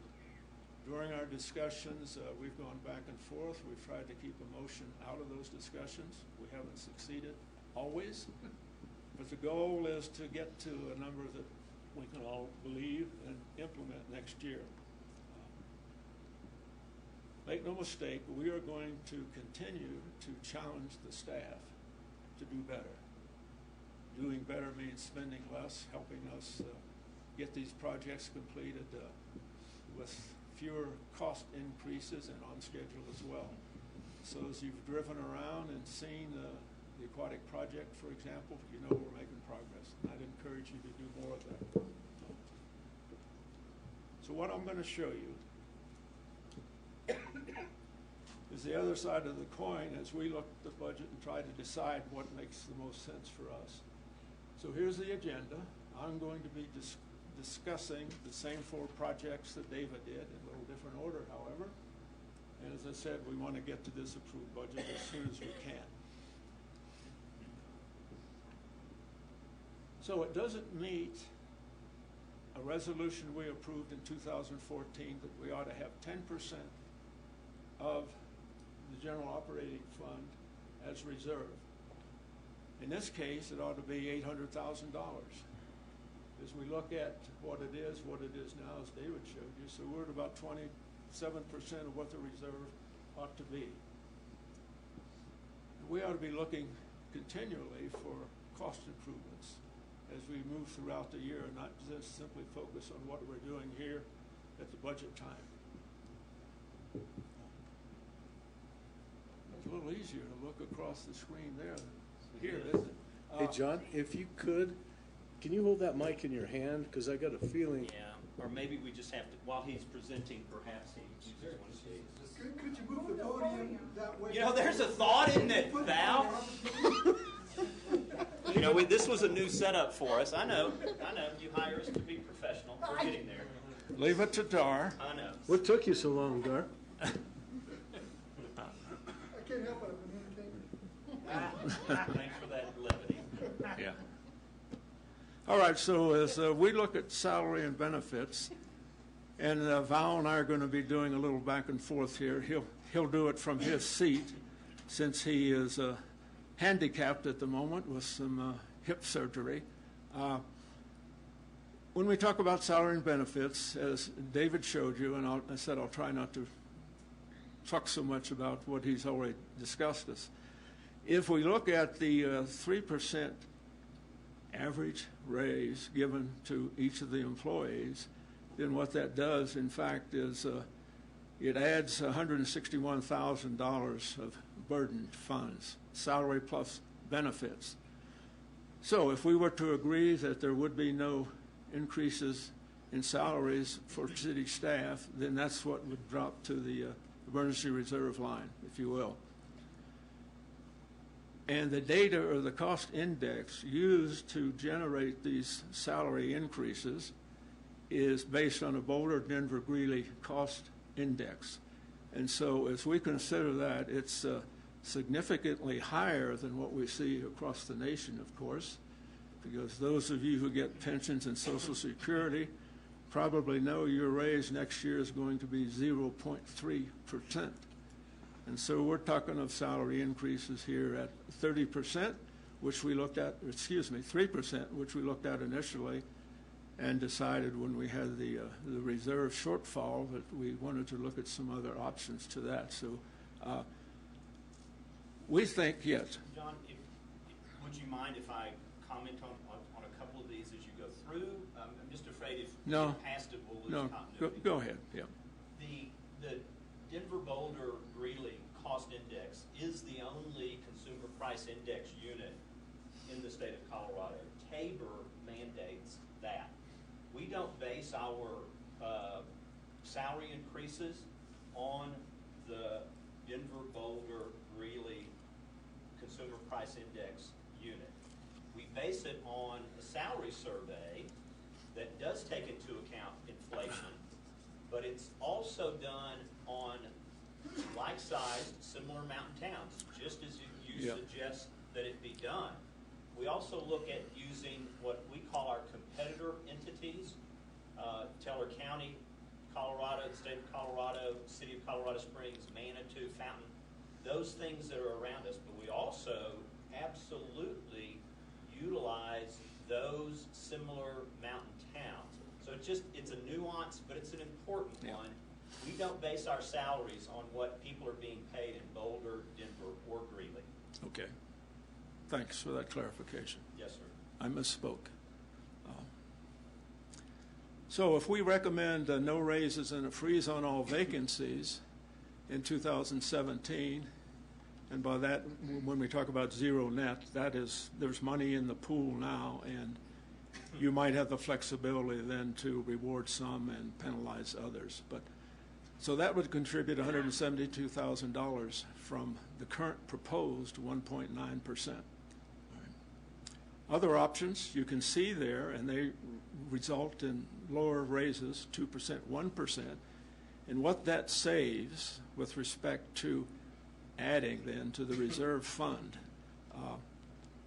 Another thing we could do would be simply to say there's $50,000 available for raises this next year, Mr. City Manager, and you can do what you want with that $50,000. Give a little bit to everybody, reward the good performers, do something else with those who are not performing so well. And so at this point, I want to turn the speaker over to Val Carr. Just another point of clarification on the city staff are paid well compared to similar-sized mountain towns. We're compatible. Yeah. We're not in excess. We're not below. We're compatible. That's why we do the salary survey, so we can maintain Yeah. compatibility. We actually did some research through CML, which is a much larger cross-section. Yeah. And within the state, based on 77 employees, 66 of those employees are paid less than the average. So I just don't agree with the second Okay. bullet. And I've got the data here to back Okay, it up. and Val has some other data. He Yeah, does. yeah, Absolutely. And I realize Yeah. there's multitudes of data, but yeah. that's just, I don't think, correct. All right. Val? So I'm Val Carr. I'm a new city councilman this year. I'm also a fiscal guy, budget hawk, and an engineer. So I do math and analyses all the time in my mind, no matter what I'm doing. So at first approach on the budget, we had some problems. People were focused on the reserve. I decided a few weeks ago that there were very prominent, accomplished people talking about different reserve numbers, and I didn't care anymore.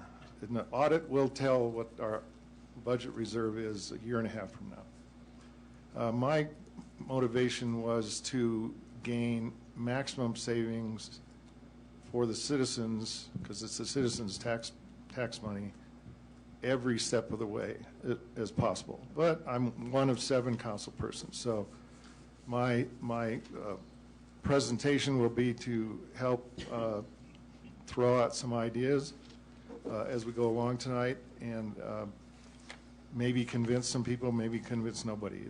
It's simply some analysis that I've done. I've been working on this for over 2 months. I didn't just start on this yesterday.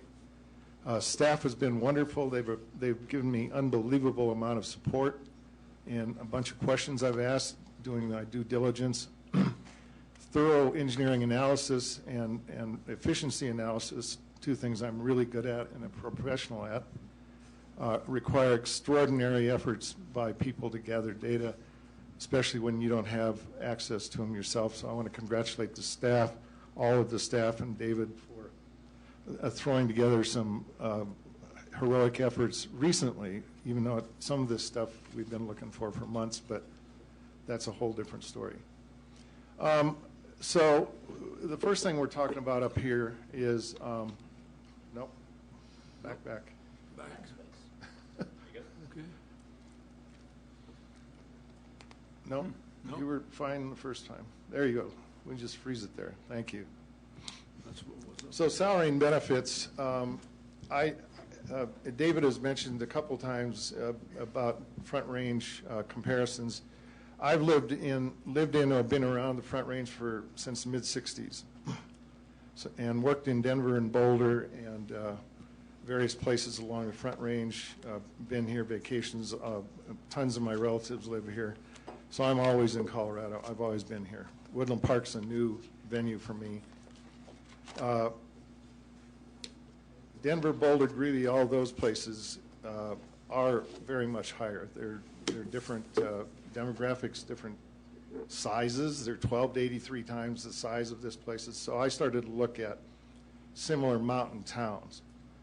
I'm the one who initiated the CML salary survey dump that David's looking at there.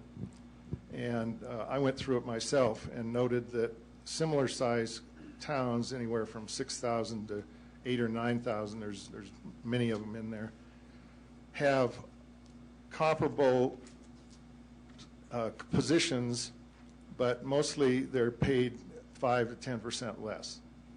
So that's why the statement's up there. It's not John's statement, it's my statement, based on Boulder, Denver, blah, blah, blah.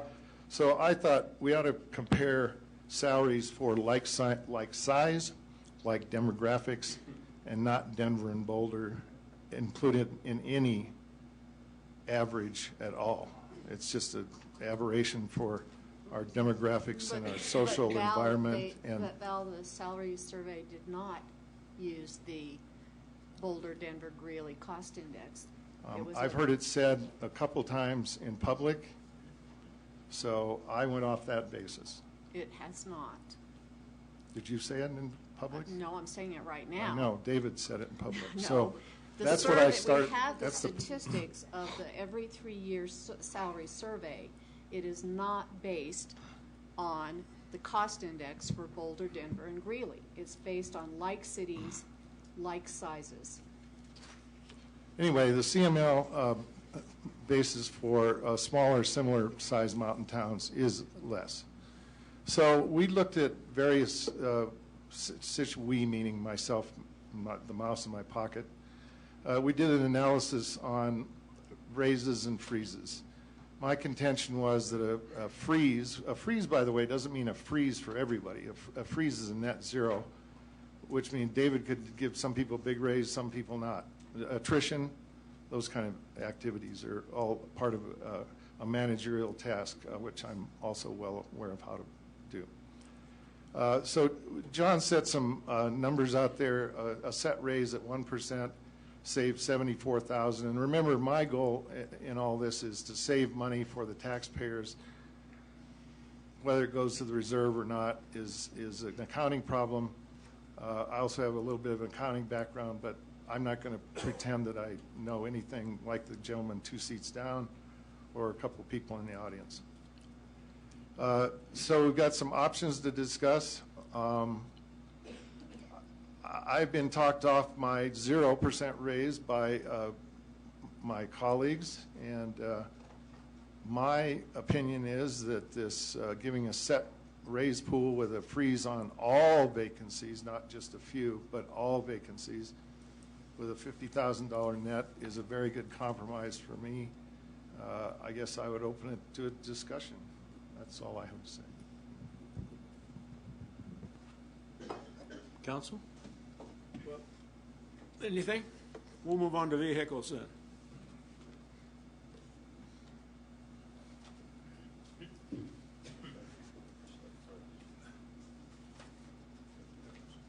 Is this you, Val? Yes.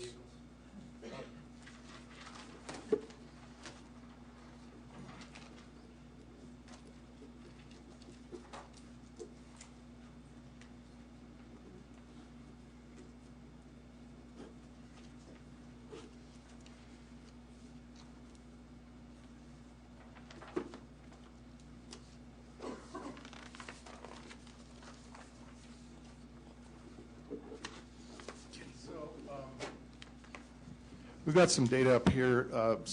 Currently has 57 transport vehicles. This does not include all the work vehicles. There's 79 full-time employees with 5 vacancies, 14 part-timers, which is 93 employees. Of course, in any discussion about vehicles, citizens' welfare and safety is important, is paramount. Some of the vehicles are a perk for department heads. A lot of the department heads have a dedicated vehicle. The input from the city manager on needed vehicles attempted was 2 vehicles.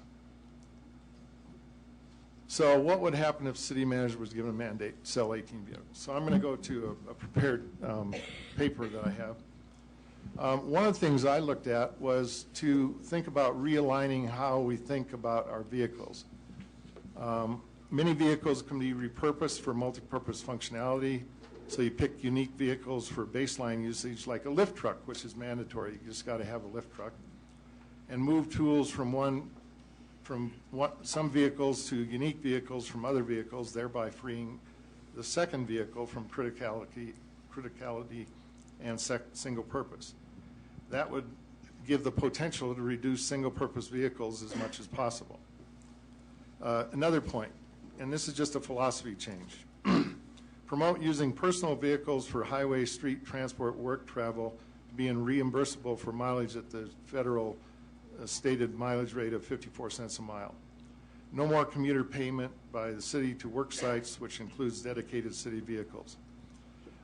Because of safety issues, of course, leave 17 police vehicles as assigned, but pool the vehicles dedicated to all others to take home at city locations. This frees up many vehicles for sharing or surplus. An employee can drive from home directly to the city pool sharing site to pick up a vehicle for usage at a work site for work purposes. Since Woodland Park is at most 4 miles across, the most mileage to pick up a pool vehicle is 4 miles, which is difficult to argue as a hardship for timing when a rare need arises off shift. The only true life and death situations are already covered by police, county emergency services like ambulance, fire, and EMT. A pipe break is not a life-threatening event, and a city employee would not be driving a take-home vehicle like a Bobcat or something with heavy-duty repair equipment in it anyway, thus still having to go get such repair tools or equipped vehicle at a pool or service parking lot. Fire is not the city's purview, but stopgap fire extinguishers may be available in multi-purpose work vehicles at the pool parking site or in a personal vehicle trunk also. There's no need for a pool management or employee or management system that was referenced in the city manager's initial discussion. We're not that big a town. You just have simple key fob boxes at vehicle sharing sites with sign-in and sign-out sheets that are absolutely sufficient. Shuttling workers to multiple-hour work site also can optimize less vehicle needs. For example, multiple workers and tools, maybe not multiple, but workers, single workers and tools, whatever, can be shuttled out to a site such as maybe Meadowood or other work locations and dropped off to work on site for their shift and call for a pickup or additional tools by cell phone when needed. Everybody's got a cell phone now. Many work efforts listed in the vehicle spreadsheet lend themselves to not needing to be sitting on a curb site while workers do their tasks for hours. Work trips characterized as true flood, fire type emergency response outside of the city manager and police vehicles, limited to public works and utilities, and is about one and a half times a year per their input. Insignificant vehicle dedication justification alone is not sufficient. Estimate a new strategy with additional mileage reimbursement costs approximately 54 cents per mile. Is that it? Is that what you want? Yeah. So this is just a review of some of the things I've talked about here. Vehicles share, estimate about 4,000 miles additional mileage reimbursement costs for sharing or eliminating vehicles at about, my estimate, $21.60. Vehicle sharing sites could include City Hall, say 5, water treatment sites at Woodland Park and Divide, 1 each, wastewater treatment 1, fleet maintenance facility 1. Now these would be carpool dedicated sites. We have about 50 employees that work 95 to 100% of the time in their office or work site, bound out of 94 total. We have 17 mobile police employees, 94 minus 50 minus 17 minus 1 city manager's vehicle equals 26 mobile employees left. 5 of these are part-time. We have 57 transport type vehicles separate from heavy duty specialty motorized road equipment. David said he had that thing. I have that list too. It's an enormous number of vehicles. We're just talking about the 57 transport types. So 57 minus 17 police vehicles equals 40 non-emergency vehicles left. Without multi-purposing optimization or pooling thinking, 40 vehicles for 26 employees leaves 14 surplus at a minimum. 40 minus 26 is 14. There's the math. Taking the 4 surplus vehicles, 4 or 5, whatever we talked about, listed in the December 2nd vehicle spreadsheet workup, plus 6 take-home among several employees. Vehicles takes 10, easily surplused without further analysis or multi-purposing efforts. Analysis shows about 8 more can be surplused if multi-purpose shuttle and location staging efforts are maximized. 2 from field services, 1 from wastewater treatment plant, 1 from water treatment plant, 2 from parks and grounds crew, 1 from fleet maintenance, and 1 from streets. Even with a cursory analysis, 18 vehicles are available for surplus, just doing it without anything else. Pooling efforts could bring that total to above 20 vehicles if maximum efficiencies are employed, in my opinion. Service and quality are still easily maintained without degradation if employees and administration are vigilant. That's about 31% of the vehicles to surplus. So bottom line, 18 vehicles, surplus an average of 4,000 net, just my average over looking at the Kelly Bull book of every vehicle, not just the 20 and 18-year-old vehicles, plus maintenance and operational cost reductions of 31% of transport vehicles may net $72,000. Add to that the 31% of the lesser maintenance costs on just the transport vehicles, plus the reduction of the already mentioned mileage reimbursement of $21.60. There's a potential about $125,000 savings towards the budget cost. $55,800 being recurring savings every year for reduced maintenance operation costs. Thank you. Questions?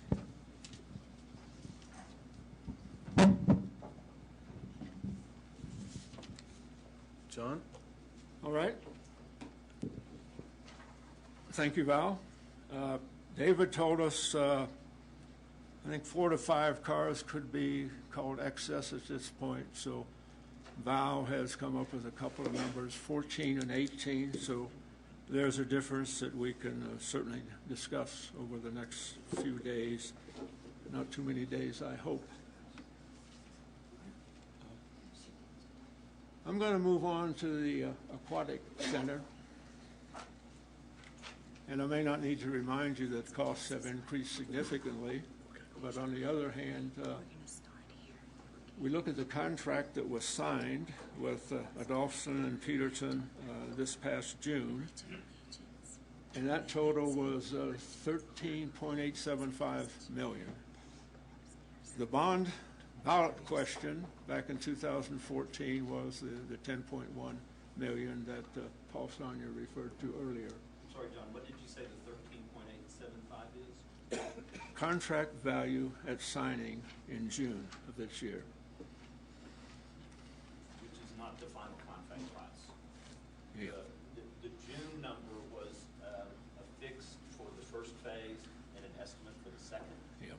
And after doing a lot of that value engineering work that you saw, the final GMP contract is the $11.9 million. Well, there are a number of different numbers running around the books. Well, it's because there were a number of different Yes. Contracts, all Yeah. of which were brought to Yeah. council and reviewed. So the final guaranteed maximum price contract is not the 13.875, it's 11.949, something like that. Well, there was also a 13.168 million. There's also a 13.462 million. So I talked to my local expert and thought I got some good answers. Yeah. And it was that the contract itself, was the 13.875. Now you're disagreeing with that, so you're saying it's 11.9. It is. Yeah. It's more over time because Yeah. there was their first estimate, and then we did it in 2 phases. The first phase was primarily the infrastructure bid package number 1, and in order to have the full amount approved by council, they had to do an estimate for the second. Then we got the firm bids for the second part, and that's what allowed us to end the discussion with the contract amount being the 11.9. It's 11.952, 11, yeah. And then actually we had a savings from that. So it's not that. I know where that Yeah. number came from, So what will be the value? What will we have spent when we have a completed aquatic center then? Well, for the facility and the infrastructure. Well, for everything. Well, there's the facility, the infrastructure, there's the design. Yes. There were costs associated with replatting the property. Yes. I'll have to get that Some- spreadsheet. I have all of that. But the Yeah. GMP contract is just the 11.9 million. Okay. I have all those numbers as well. Yeah, Okay. and that's how I got to the 13.875. Yeah. So we'll have a Okay, discussion. okay. Yes. All right? Yeah, well, then the other is the design, and now I understand the numbers, I apologize. The 1.93 is the design, the surveying, the geotechnical testing, the traffic study. A long list of things Soft costs. taking 1,000 or tens of thousands of dollars sir. along the way. Yes, sir. All right? So if I look at the 2017 budget then, we have a 2016 year-end projection of the 4.277 million against what was budgeted last year of $500,000, a little over that for the 4 million. The requested budget for next year is $8.386 million. And we also have $500,000 from 2015. And so if you add all of those, you come up with a 13.168 million number. And oh, by the way, that doesn't meet the project reconciliation of October 27th, which is 13.462 million. So there's $293, almost $294,000 difference, which I cannot track or find. And so I would like to get some kind of an explanation for that number too. And this is Soon. Yeah. This is the first time we've seen this. The 2016 year-end projection, I think council understood that when we did the 2016 budget, we did not know what the cost was going to be, so we inserted a placeholder. Yeah. No, council knew that we would bring the supplemental appropriation that would then match the numbers. Yeah. So we would have to study those to see what that difference is. Okay. The general ledger and the presentation that was made when we went over the projects, those were all reconciled numbers and Yep. there was, but amounts that came out of different funds in 2015. Sure. The number, the 13.16 million was the first draft of the budget. We've since added the $100,000 for the furniture and fixtures. Mm-hmm. But, so we can easily explain and reconcile the budget numbers. Good. The operative word is easily. We'll do It's it. easily. Yeah. We'll do it. All right. It's done. Okay.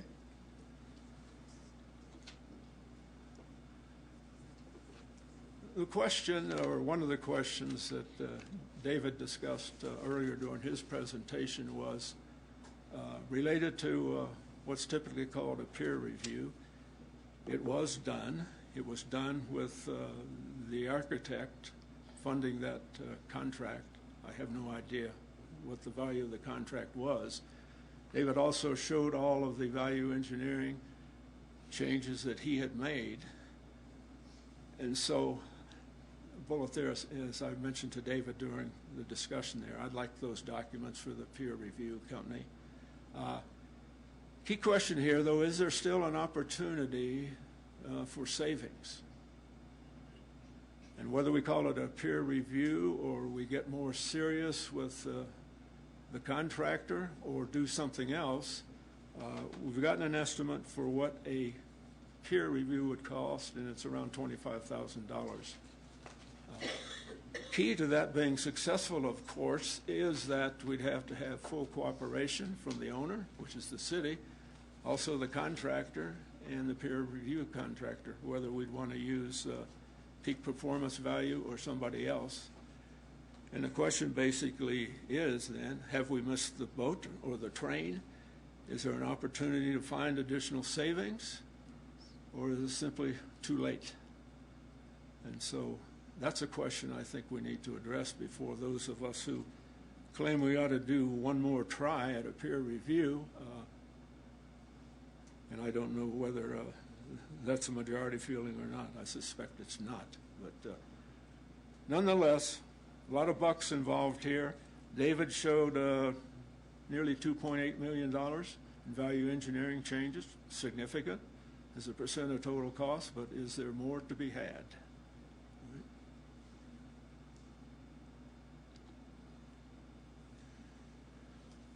I've been accused at times of not being politically correct. So I want to forgive you if you think I could be a little more suave in discussing some things, but nonetheless, we're all trying to get to an approved budget. So I'm going to talk about special projects now. And David made the case, extensive case, a lot of tasks, a lot of things to be done. When I asked him earlier, he provided me with, I think, 19 different things that needed to be done. We were concerned when we saw in the first version of the proposed 2017 budget, that there was a new organization there called Special Projects.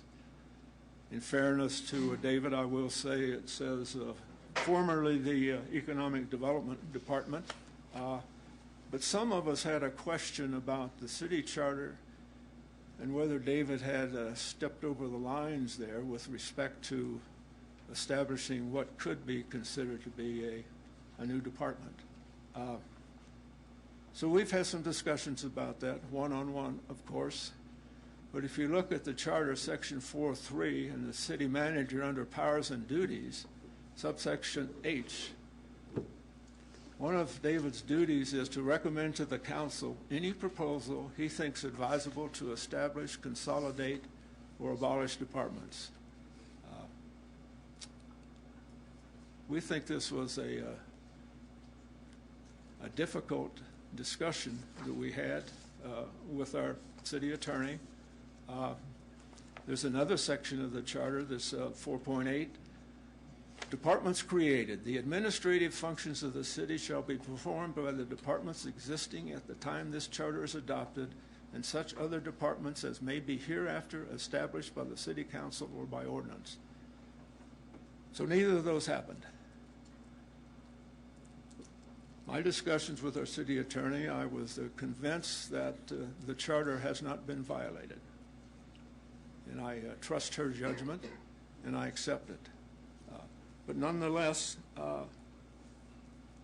I criticized David in a private session, and he admitted that he hadn't handled that situation well. And I said as a courtesy, he should have at least appeared before the council and discussed what he wanted to do and why, and what's the rationale, and why the budget is $292,000. He agreed to do that. We haven't had that discussion yet. We've certainly read his justification that he presented earlier today in print. All right, I've discussed some of this. Yes, Paul? I'm sorry, I believe it was an overstep of his authority to appoint a new office with new discipline. That's all I got to say. I would like to discuss it further. All right, thank you for that. The city manager also, Excuse me, John. yeah, Back up to the last slide. You have, you said city attorney. Do you want to pass that? Do you want to ask now? well, yeah, I actually put the question there. Aaron, what's your choice? Well, thank you, Councilman Schaefer. That's the purpose of the executive session. I would provide that legal All right. Information to council in that executive session. Not appropriate for here. All right. Well, you may think I'm discussing some other things that should have been done in the executive session. Well, and let me be clear, I'm certainly not being critical of the question being raised. I'm not going to the appropriate issue, but the opportunity for me to give legal advice is something that I normally do in executive session. So just that's the common practice, so that's what we had scheduled a special meeting for. Thank you. But Aaron, We can agree as a council not to go to executive session, can we not? Absolutely, it's, You looking for a mic? I just don't want anyone to not hear. Absolutely. It's not on, I don't believe. You can. It's council's privilege to waive, and so absolutely, if that's council's desire, we can have that discussion here. All right, shall we move on?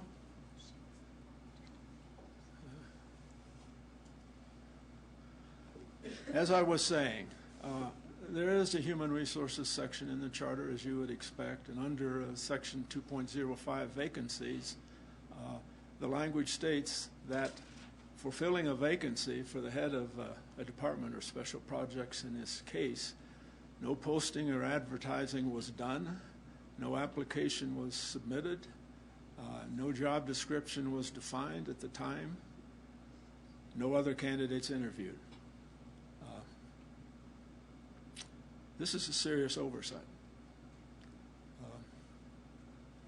The job description we now have as a result of December 5th, when I received a copy of it. So this is another question that a discussion we need to have with our attorney, I believe, unless she corrects me otherwise.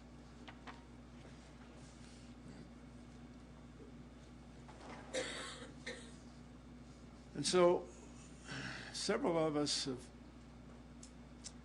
had a discussion, again, one-on-one. What value does a new department add to the city? The primary objectives in the past and in this new job description on economic development, and the incumbent lacks development experience in the view of several of us. Many tasks, as David mentioned earlier, as a suggestion made by some of us, can be accomplished by volunteers. We ought to take advantage of that as much as we can. The budget seems high by comparison with other departments.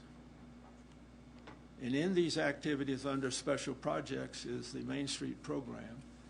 And we feel strongly that that needs to be supported, and also with budgets as well, for a possible run at $500,000 in Main Street funds that could be used.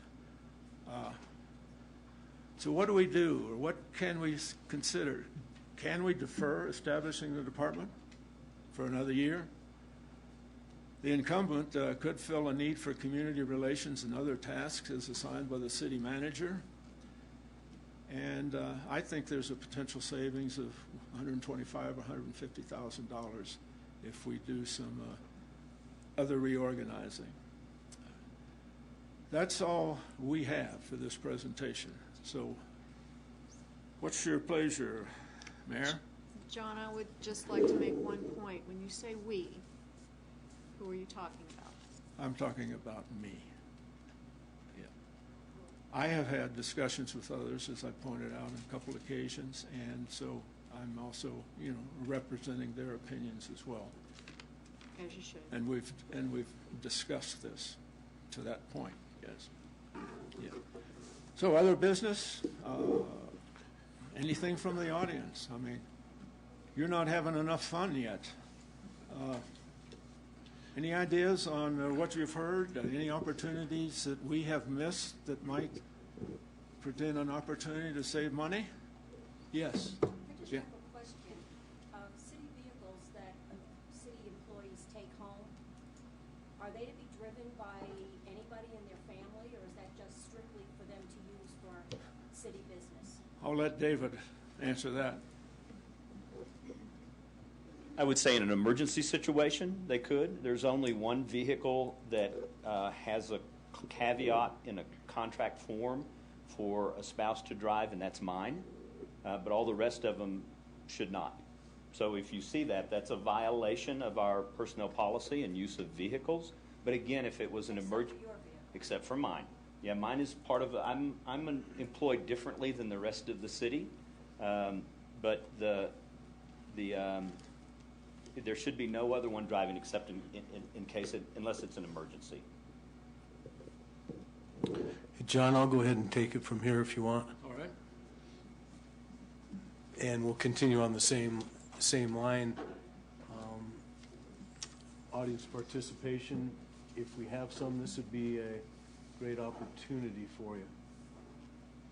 Yes, ma'am. We do need it. Excuse me. We're going to give you a... Thank you, Suzanne. Gail here, 1180 Pine Ridge Road. As a resident and a taxpayer here, I would just like to comment on the Aquatic Center and the bond issue of 10.1. I've tried to keep up with the printed information on that. I would like a reference as to where the public was not led to believe that 10.1 bond paid for the pool. Two, at a meeting within the last 2 months, I believe the city manager mentioned that the cost of the pool was already over $12 million, and the comment was made to a reporter that the pool could cost between 13 and 14 million, and I think I represent a lot of people in saying we had no idea that we were investing that amount of money in this project. Two, as far as cost savings go, I look at things at the pool like the stone wall at the fireplace, and actually have a property where wood is used, and I think little things like that could lower some costs. But I do believe that representatives of the city have misled the public. Well, I'm very sorry you feel that way. When the question was asked about who in the audience thought that 10.1 was going to cover the Aquatic Center, I saw two hands. So I'll resurrect those documents. I even think in the loan document, the ballot question said to go towards. I can tell you that Dar, I'm telling you the truth. There are numerous things in the public that said that the 10.1 was to be part of that we would be paying cash for other parts of it. So I'll do my best to resurrect that. John made the point earlier, and I misread his approach, that if I look at the total cost of the project to include the infrastructure, the facility, the design, the surveying, and a laundry list of other things that we had to do to build the project, it does approach $14 million. All those things combined. But it's those things that allowed us to move forward with building the project. We had to do the design. We had to do the engineering. We had to do the surveying for platting the property. We had to do a traffic survey. We're following our own guidelines with this project, just as we cause any other developer to do so. And so the Aquatic Center is more expensive than we thought. And I've explained that as well in public sessions on the cost of labor and materials. They've gone up dramatically throughout the Front Range because there's so much construction. It's a supply and demand kind of approach or kind of thinking. But I'll do my best to find recordation of that 10.1 being part of the whole process. It's interesting, the cost savings. We went through about $2.8 million in cost savings. We had a $35,000 savings as associated with some of the steel components of the structure, and it was at the same time that I needed to make a decision on spending $28,000 for the fireplace. Well, in my mind, I saved $7,000 by doing both of those. The particular architecture within that building, the wall there is very blank. For about $28,000, we provide an amenity. It's, I think, the only creature comfort inside of the Aquatic Center and gives it the aesthetic that we want in our mountain town. The good news is we intend to build that out of the Manitou Pink limestone, and we salvaged enough of that from the Memorial Park project that we're going to be able to save some money with its construction. Thank you. Anybody else? Okay, thank you all for coming out tonight. Oh, we have a question. Mr. Layton? I'm speaking on behalf of the Community Investment Fund. I think that should be pulled from consideration as far as the budget cuts that David's suggesting here tonight. I think that regardless of what community you're in, if you're in Manitou, it's the Coffin Parade, and it's the Mardi Gras Parade, and it's the Wine Festival and Beer Festival. You go to Cripple Creek, it's the Donkey Derby Days. It's the American Motorcycle Ride. It's other events they have in Cripple Creek. You go to Colorado Springs, it's the events that they have downtown. It's the events they have in Memorial Park. And the community investment project's the pool, if you really look at it. And I think for those people that work year-round to put a community event up here, I'm representing Cruise Above the Clouds, and there's other people in here that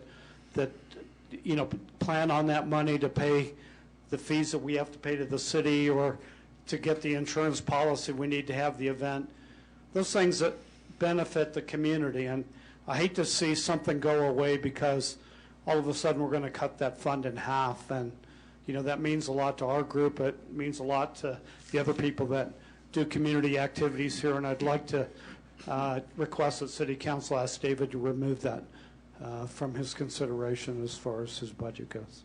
Phil, just for everyone's benefit, tell us the number that we allotted for the Cruise Above the Clouds and the return on investment for our community.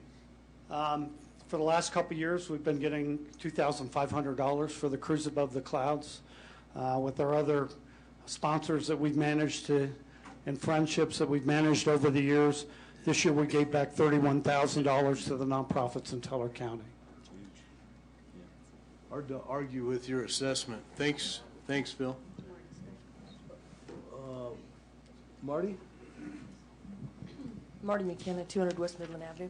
My question is, what does the Chamber of Commerce support indicate? We have a contract with the Greater Woodland Park Chamber of Commerce to run our visitor center in the state of Colorado, and this year it's $39,000. That process has been in place probably 15 years or so, something like that. I may not have that number exactly right. In most Colorado municipalities, visitor centers are either run by municipalities or they're run by the Chamber of Commerce. It's almost a 50-50 split. So prior to my time as the city manager, we hired the chamber to run the visitor center. So we pay them that amount of money to do so. And that helps with materials. It helps with some of their staff costs. It also allows them to manage the pool of volunteers. We think it's an incredible value. Okay. And I understand that that's sometimes a norm in a facility. However, I do have a question about the entire setup as it stands. The Chamber of Commerce is a membership organization that represents its members, and there's some question as to whether the rest of us that aren't members do get the support from that, being a tax-funded thing. And I believe, if I'm right, the Visitor Center is funded by the lodging tax? No, it's not correct. Pretty sure. Pardon me? I'm pretty sure it is. I'd like some verification on it, because I have actually asked into that and talked to our lodging, and they know it is. So I would like some verification on that, not just the original ordinance. Word of mouth. Well, sure. The original ordinance suggested that the lodging tax would go towards beautification, and after that, the council realized that we had accomplished many of our beautification capital projects, and so they allowed that money to be used for other things such as marketing, and the majority of that money goes into the marketing program associated with economic development or special projects. So I'm happy to pull that ordinance for you, Suzanne. We don't need to do it tonight, but if you would make a note, let's get that to Marty. Regarding the chamber as a membership organization, and like I said, I understand that this has been the norm, but perhaps that business as usual isn't business the best. Sure. So I would be interested in whoever had that comment to know the thought process.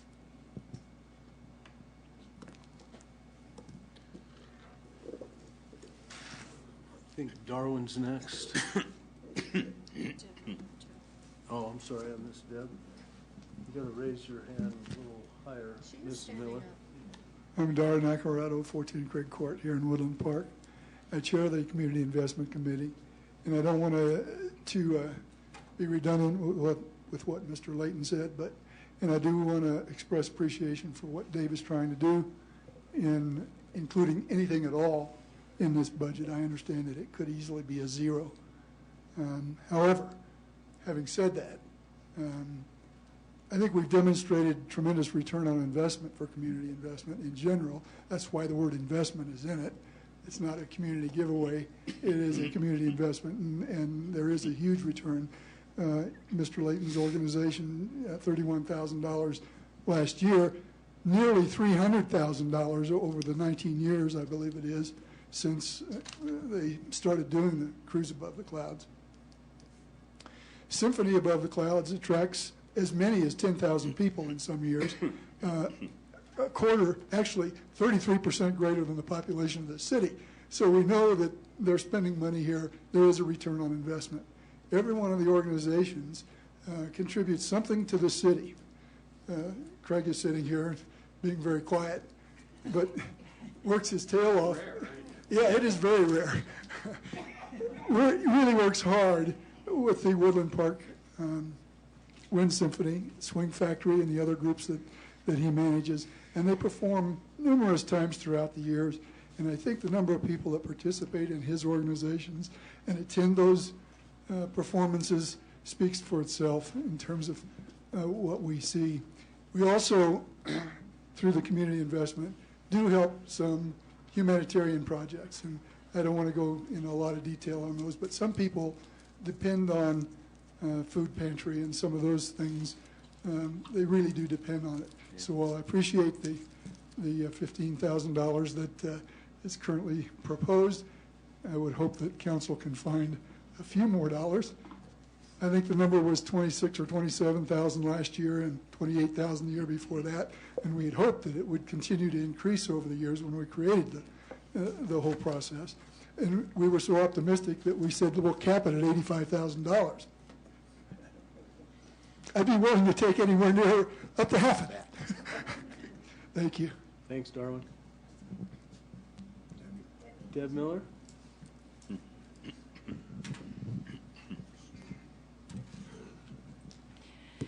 Good evening. I want to clarify one statement, David, that you just made as far as Chamber of Commerce support. We have the contract for service, so there's not a support given to that. We give a service back for that as well. Okay. I made a presentation the 1st of October regarding the visitor center contract for this particular year. I believe the return on investment was $5.62, which if you take that to what the visitor center contract is, that's about a $250,000 return on investment for the city, for the marketing, for not only Woodland Park, but you just don't put gates at the entrance to Woodland Park and say we only promote that. It's the region, much as we do. One other question I would have, and it's to John and Val in regards to the vehicle process that you presented tonight. And I know that we, as the chamber, when an employee vehicle is used, our insurance has to cover. We have a liability policy for that. So I didn't see a cost in there of what it would cost the city as far as a liability policy that would go up.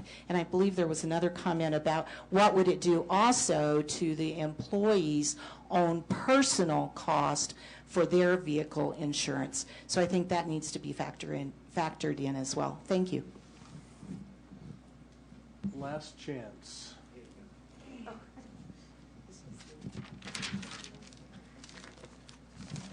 Tim Rad. You good? Tim Rad again, 820 Elm Street.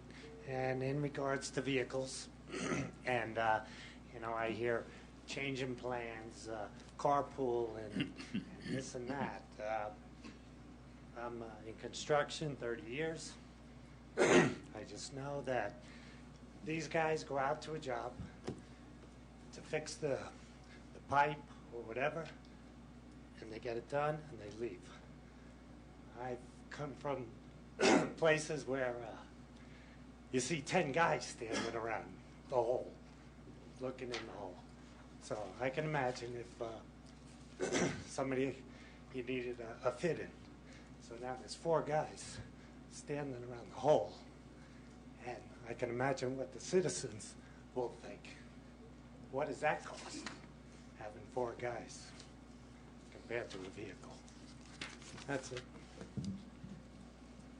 Thank you, sir. Okay, thank you all very much. We'll get back to council. And Noel, I think you're next. Lots of notes here. I just want to let the courier know that I'm not missing anymore. As they said in the headline news that I was missing. It sounded like I was in the woods missing or something. Could have been a good I had a good trip to Germany. Once in a lifetime. Had to take the opportunity. It was very inexpensive for me. What they meant is we missed you. No, it didn't say ED, it said ING, so. David, thank you for the presentation. Like I said in council, my prior council, before I was missing, that I was looking for efficiencies. We have cuts at the moment, but that's okay because these are only temporary cuts, only for next year. But I've had some discussion with Val and some of the other council members, and I asked, why do we go over the budget every year? If you really think about it, taxes are collected regardless whether how efficient a city is. So even if we're more efficient with the budget and more efficient in what we do, you're still going to pay the same taxes. So how does the city being more efficient benefit the taxpayers? That's a good question, and nobody's answered it tonight. What I see is us being more efficient and cutting taxes right now, or cutting the budget right now, is for our reserve. But what about 2018, 2019? What about 10 years from now? If we get more efficient, how is that going to benefit the citizens here? You're still paying the same amount of taxes. And everybody's saying, well, we need to, you're spending my taxes. Well, yeah, we're spending your taxes, but we want to be more efficient. So I thought, well, being more efficient is going to better our roads, better our parks. It's going to allow more city-funded events. The final thing would be reduce property taxes. If we don't spend as much at the city level, we can, and we don't need as much money, we could reduce the mill levies. I mean, that's a potential there. Wow, I have so much here to say. I don't even know where to say it. Let's go to salaries. Let's talk about salaries. There were quite a few proposals on here. If you really think about it, if we were overpaid, if all the employees were overpaid based on the other cities, would we not give them raises the next year? So what is really the gap? The gap is questionable. I do like the proposal of, say, $50,000 and then let the city manager go ahead and decide where those are, where those merit pays raises go or merit pay go. I think that's a better way. But I go back to the question, if we overpaid our employees, do we not give them increases for the next 2 years? So what is the real gap? I mean, that's all up to interpretation. I don't feel the employees should be punished for the council's decision to go with the 3 projects. I've stated that before. I'll state it again.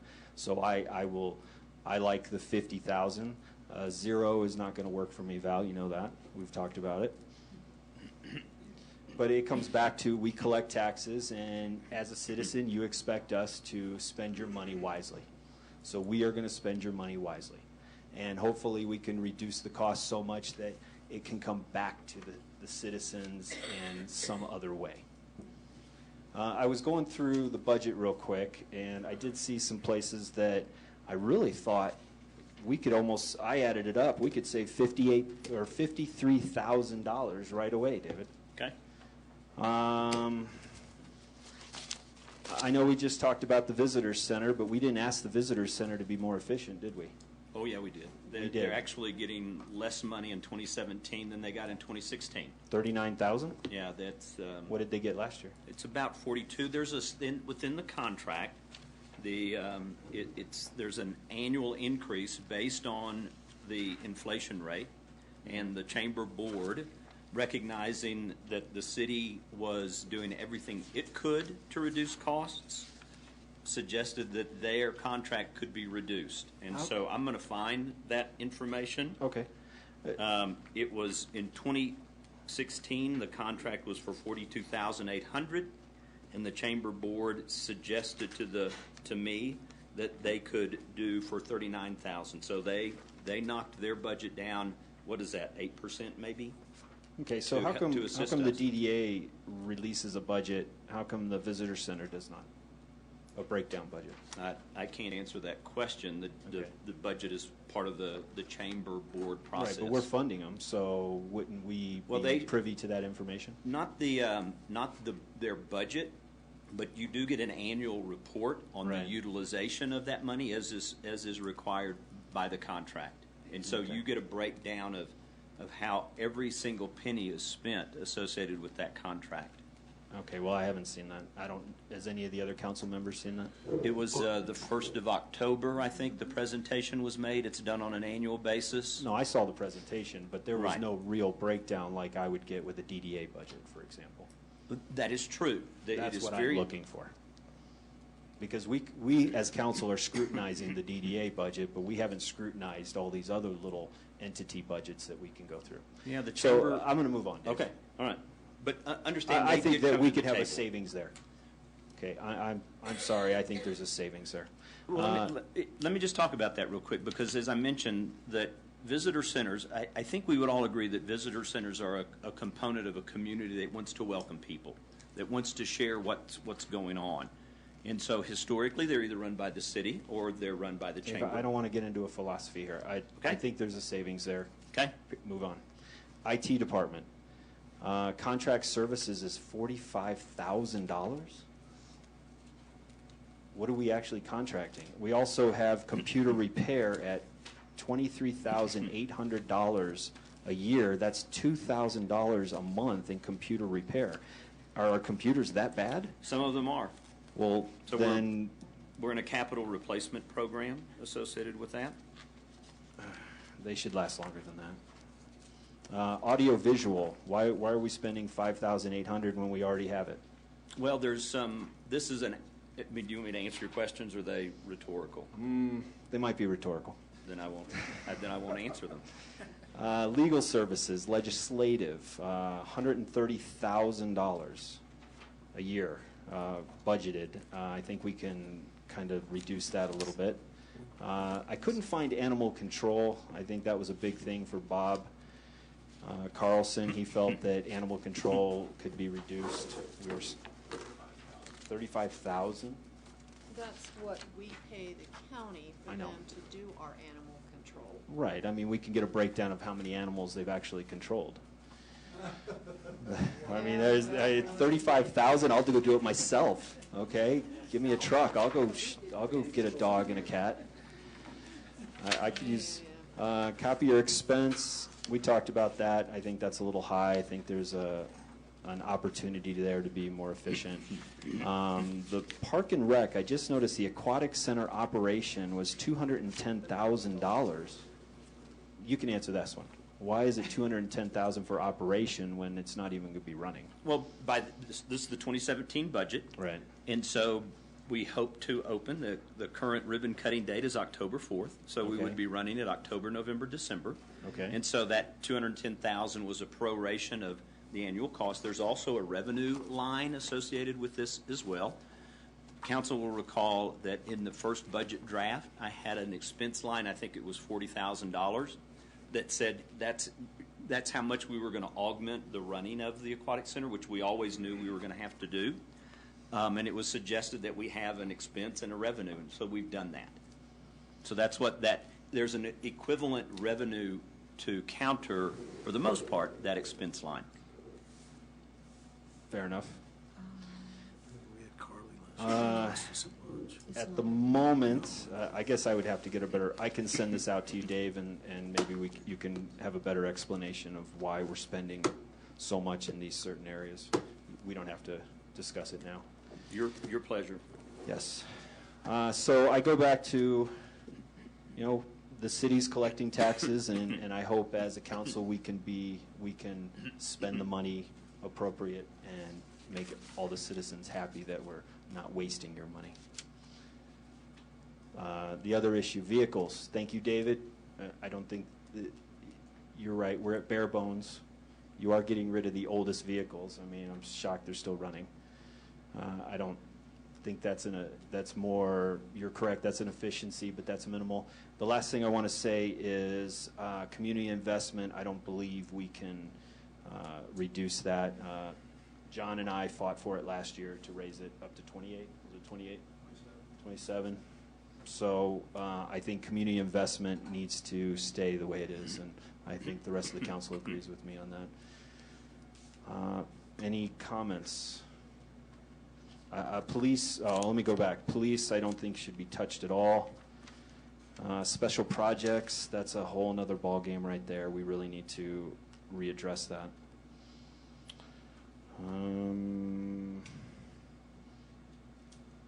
I don't have anything else to say. Great, thanks, Noel. We've got a couple things that we really need to do, I think. We have to decide if we want to go to an executive session relative to the questions related to creation of departments. It's just the two things we need to that, and we're a week away from trying to make a decision, and so question to all of you is how are we going to move forward? I know, John, you have some questions that haven't been answered, that I'm sure you'll get that information in the next couple of days. But 15 days before the end of the year, we certainly would like to have a budget approved. How are we going to do that? What do we need to do? What questions do we have right now? And what's everybody's vision for moving forward? And then we'll talk about executive session after that. And Mr. Mayor, at some point, if it's appropriate, I'd like to respond to this document. I don't know if council needs to have that discussion with me, and I don't know if it's tonight or not. Okay, we'll keep that in mind. I'm sorry, Paul? What document is that? The one that Val... It talks about vehicles and the motor pooling concept and all of that. I didn't have a chance to show my vehicle list, and I think it would be helpful for the council to understand why I don't agree with this process. Well, and that's a big part of what we're talking about, so why don't we get that information now, if that makes sense. Val?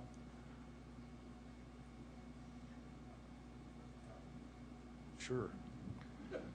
I want to reiterate something Noel said. As some of you who are on social media know, about a week ago I put out the principle that we're trying to do savings, and my goal personally on council is to, at some date in the future, reduce the mill rate. So some of you know about it. Some of you harangued me needlessly or not needlessly, but endlessly on social media. So I want to reflect those efficiencies are really high priority goal. I guess I would say, do we want to have a huge discussion now, or do we want to do executive session because we have the city attorney kind of waiting in the wings, and then come back and do the rest later? Good question. Is there a consensus on, do we need to go into executive session relative to creating departments? John? I would vote yes.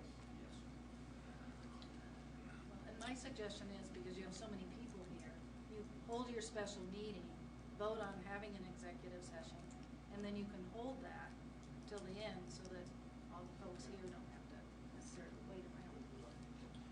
guess we need to come to a compromise on how we want to handle these four issues.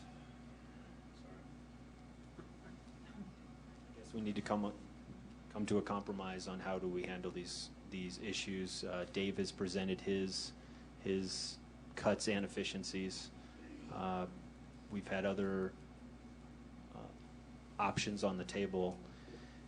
I don't know whether we vote or we can't vote, or we head nod, or we go back to more discussions.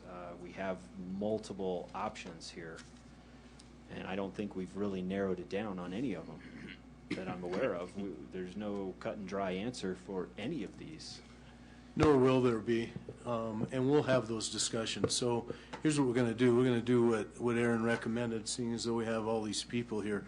We're going to go into a special meeting, and we will vote to yes or no, go into executive session, and then we will hold that executive session until we're done with our discussion. Is that the way we should proceed? Yeah. I think that's a good way to proceed. Okay. Would you say that one more time? Sure. We're going to go into a special meeting where we'll say the pledge and roll call and those kinds of things, and then we'll decide whether we want to go to executive session. And if we decide to, we'll all agree that we will have that executive session immediately following this meeting so that we don't hold all these folks up. Is that good with everybody? Have we received all questions from I think we did. And if you haven't received all questions, we're going to come within Back to 3 them. minutes. We'll be Coming right back to to this it. work session. Yeah, we're not closing anything. We're just going to, let's get this executive session taken care of. Suzanne, you can help me. We'll be out of the work session, and we're going to start a special meeting that I'm going to call to order right now. It's 8:21. And Suzanne, if you'll start with the roll call, please. Thank you. Mayor Levy? Here. Mayor Pro Tem Harvey? Here. Councilmember Carr? Here. Councilmember Matthews? Here. Councilmember Saunier? Here. Councilmember Sawyer? Here. Councilmember Schaefer? Here. Thank you. Okay, thank you, Suzanne. Now, if everybody would rise and join me in the Pledge of Allegiance. I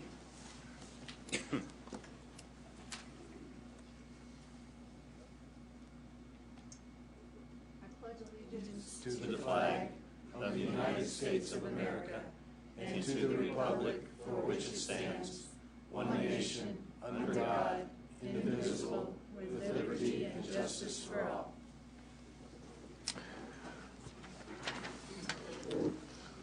Okay. So what we'll do is, you need a motion to go into executive session to discuss the legal questions related to the creation of departments. So moved. Okay, we have a motion and a second. Suzanne? Thank you. Carr? Yes.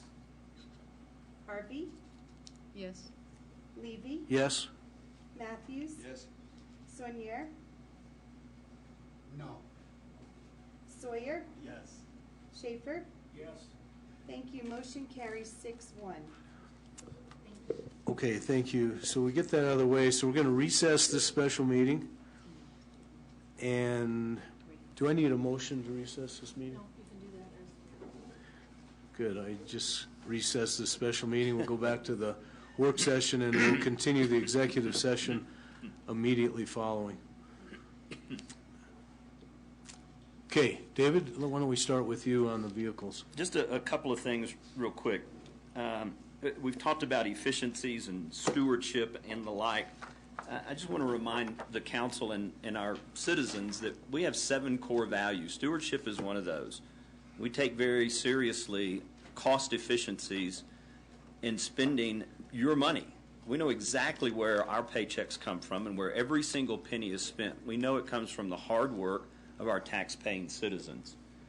We take this extremely seriously. The stewardship piece is something that we honor because we know where the money comes from. If we talk about a $50,000 pool for raises. That's about 1%, which is less than what the market survey told us. It's the document that we've used for the last 8 years on how to close that gap. I would suggest to you that based on last year's report and this year's report, even with the 1.9% that I'm proposing, we're still going to be behind, as I presented in the 2016 budget and the 2017 budget. If we go from 1.9 to 1%, that's about a $45,000 savings. Or to look at it the other way, with what I've proposed to you, it keeps the 213 at 213. The proposal that there would be zero net across the board and that would give me the authority to give some people raises, the other side of that coin is then I would be reducing other people's salaries below what they make now to cover the cost of those merit increases. Let me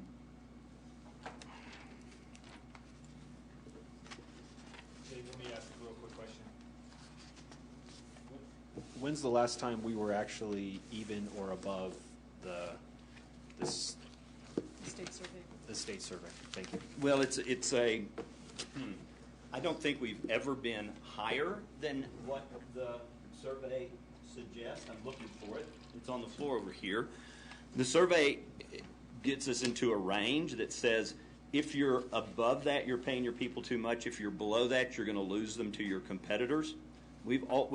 Starting in probably, I don't know. I can remember back in 2006, we had a major muscle movement of 9% pay increases because we had not been following some very good guidance on what we should do every year. So we've never gone beyond what the salary survey has said. We've done our best to stay within that competitive range. What I'll tell you is based on the CML data is that 66 of our 77 positions are making less than the state average. That's all cities. That's all participating cities. The market survey that we use was suggested that we use similar sized cities. I'm just going to read the list of the towns that were incorporated into this because remember I said there are competitors and like-sized cities. Colorado Springs, Cripple Creek, Fountain, I would say those are our competitors. Gunnison, Montrose, Salida, like-sized cities, similar environments, separated from other areas. Colorado Springs Utilities, El Paso County, competitors. Fremont County Sanitation District because they're of a comparable size. Teller County, Monument. 2 sanitation districts, Estes Park, Manitou Springs, and the state of Colorado. So we don't just focus on Front Range. We also focus on other mountain towns that are similar to us. So I just wanted to flesh that out a little bit if I could. You made a comment, Noel, about efficiencies and where do those dollars go. You're absolutely right about the conclusion. I think it would be a great day when we could reduce the mill levy. But right now, based on decisions that were made some years ago, those efficiencies have gone to and will continue to go to paying for the 3 capital projects for the benefit of the community. I would suggest to you that as councils wrestle with things into the future, you may look at reducing the mill levy, but you also may look at adding a soccer field out at Meadowwood Sports Complex or other baseball fields or improvements to other parks. Communities demand services. They want services. They want a higher quality of life, and that's our struggle is providing that balance. And so, as nice as it sounds to reduce a mill levy, I can almost promise you that what councils will want is other things done. There were 5 other things on our high priority list that you created or other councils like you that we're not touching yet. So we'll see how that goes out. But it's the efficiencies that we experienced over the last 3 years, again, that got us to a place where we could put down payments down on the Aquatic Center, Memorial Park, and pay cash for the fleet maintenance facility. That's huge. To me, that's very good stewardship. And I'm not saying you didn't say that. I'm very proud of our stewardship. I pulled up the vehicles. I think some of the arguments that are made, certainly we looked at them. We did. We studied this. We did what we thought was our due diligence on the vehicle reduction. I've got those vehicles listed here and exactly what they do, to include every single vehicle in buildings and grounds and field services and streets and where they go on a daily basis and what chores they do, why they need those specific tools. I disagree that water breaks and wastewater breaks aren't emergencies. If you're the family that doesn't have water,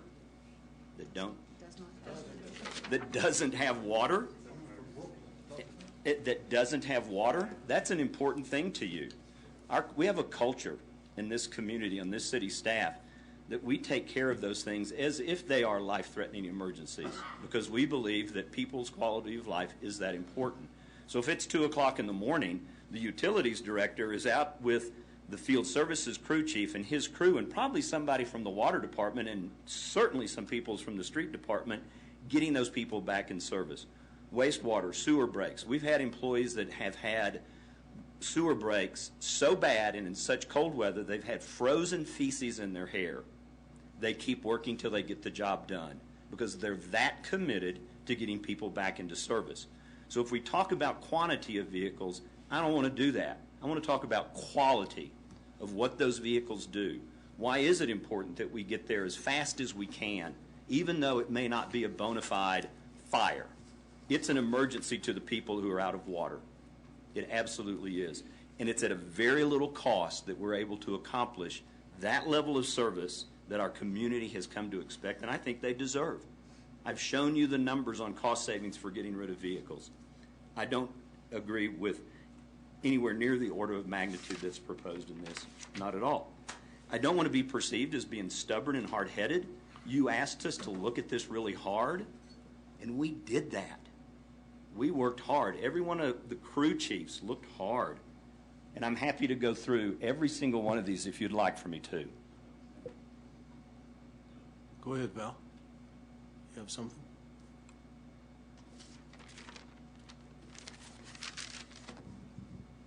We've all seen this matrix for weeks now.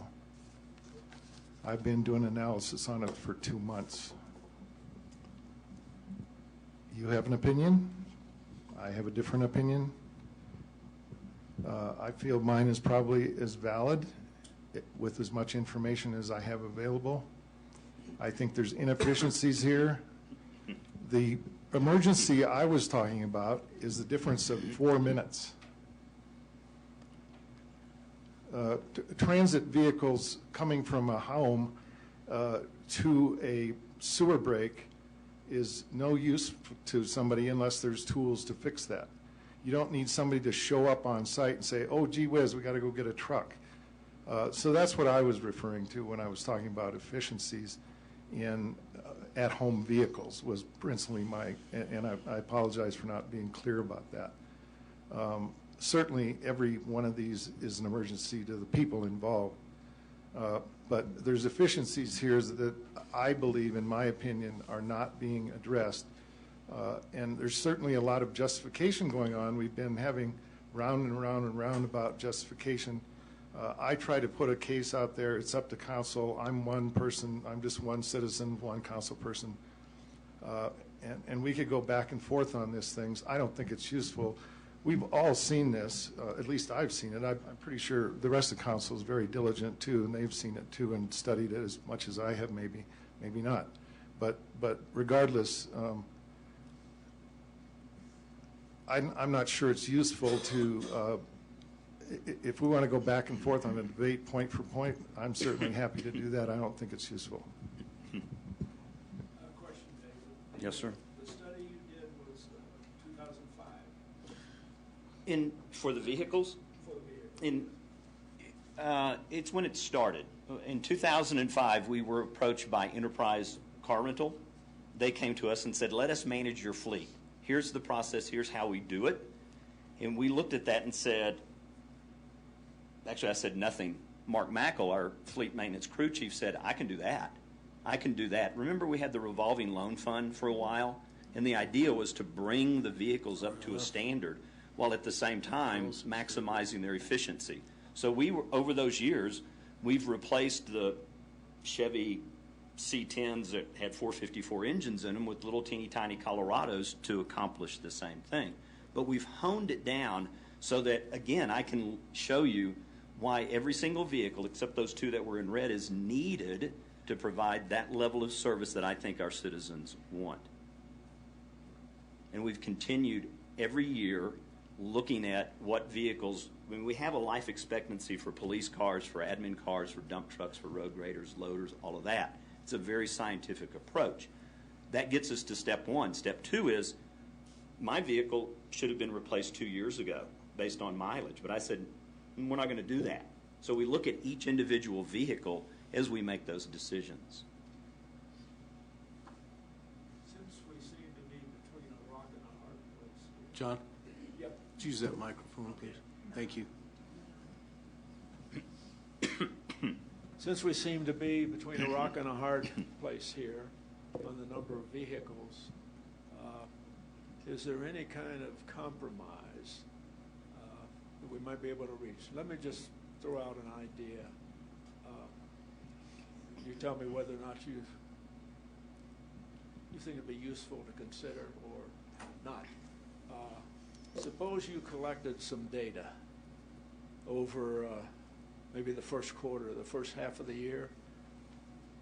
Because one of the missing data points, I think, is the utilization rate, and do that with an open mind. And I don't know what kinds and how much data you would need, but maybe in 3 months or 6 months you come back to the council and say, okay, I think I got some more excess, or I absolutely do not. Or you were right, Val, about the number of vehicles that are excess. Would that be a useful exercise? I would ask you to ask your council members that question. Would it, council members? You know, for me, I think it goes back to what Noel's talked about a lot, and that's the processes and the efficiencies. And, you know, we're going to have to approve a budget that everyone's not going to necessarily agree on everything. But how can we do better moving forward? Isn't that what this is all about, Noel? It always is. Well, it really comes down to it doesn't have to stop with the budget. It can continue on all year. It's not something that has to be, this is a drop dead time. Okay, now we're just going to do exactly what we thought we were going to do the rest of the year. No, I mean, the staff can continue to look for better ways to do things and better opportunities. It's not set in stone right now. I mean, David might knock his head into something and go, oh, wow, I didn't even think about that. He'll have an epiphany and say, oh, I didn't even think about doing that. So that might happen a month from now, 2 months from now. I don't know. But it's not set in stone right now.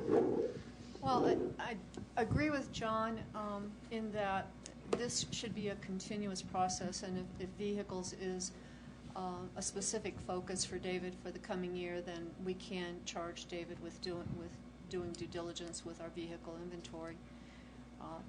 Do we need to do that before we vote on a budget next week? I do not think so. I appreciate the starting point that Val has given the city, but I'm not the city manager. I've managed motor pools before, but I'm not the city manager. David Buttery is the city manager. I don't think any of us here, except with the exception of Val, who seems to know it all, and I say that with the utmost respect.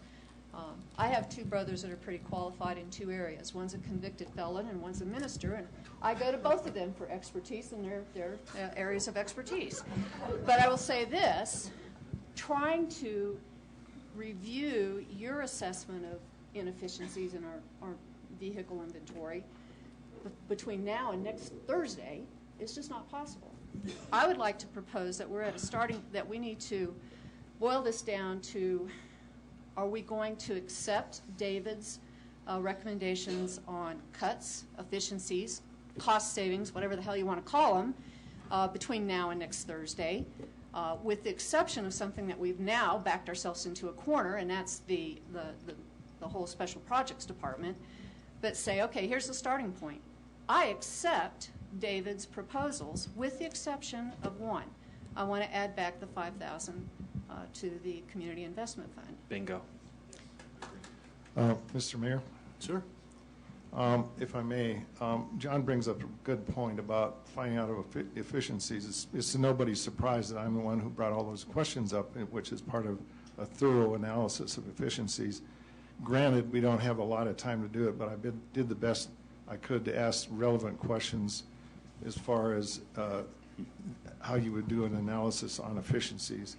And certainly 6-month study would be much easier than the 1 week or 2 days really was what we had. I asked the questions on Monday. The staff did an amazing job. David and all his staff did an amazing job putting all those things together for me because I was trying to do a hurried efficiency analysis. So a lot of those questions have been asked. They need to follow up and thorough, what do I call it, efficiency expertise analysis.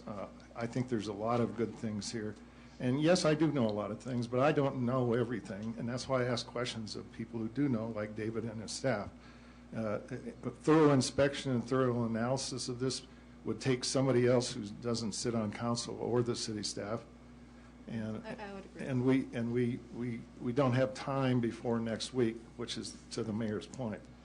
So yes, I think we've got some valid things out here. And remember, I'm bringing these. I looked at the big ticket items when we started looking at the budget and the budget reserve. And so you look at salaries, you look at, oh, well, wow, there's cars, there's capital inventories. There's this thing out there called the Aquatic Center, which I have some expertise, background in secondhand, that tells a whole different tale, along with Memorial Park. So I was looking at big ticket items, you know, the 5,000 here, the 2,000, the 400 for a party, you know, it's all noise level. My hope is that at some point in the future, I'm not even worried about the reserve. It'll be some number. I'm worried about efficiencies, and certainly I'm just one person. I have to have a set of talents that's very good, but they're not very good in an hour and a half to make a thorough analysis. Let me just throw something out there real quick. It's very simple for the vehicles. You just have a log in there, and you just sign the date, how many miles, and what you did. Done. And then 6 months later, collect them. Let's keep it simple. Let's not overcomplicate it. You already have it. You should already have it because you have to keep the records for taxes, don't you? By the way, his staff provided a bunch of that stuff already. We don't. For the administrative vehicles, right. For example, I have to pay taxes on the utilization of my city vehicle, okay, as do others who take their vehicles home.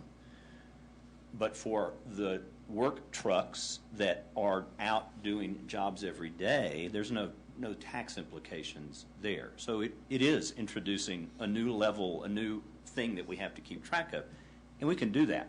But what I would ask is not 6 months. We're very seasonal here.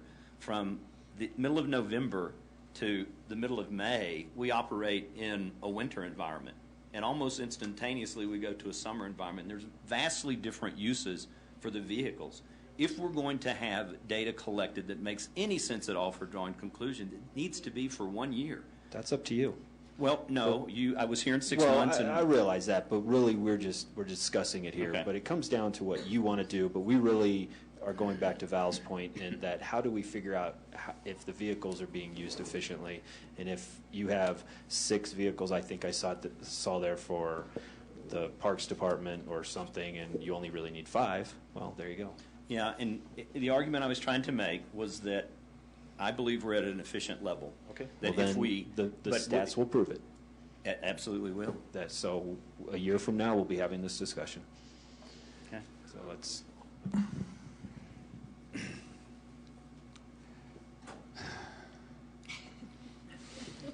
We've heard a lot of this over and over, and it's very good information.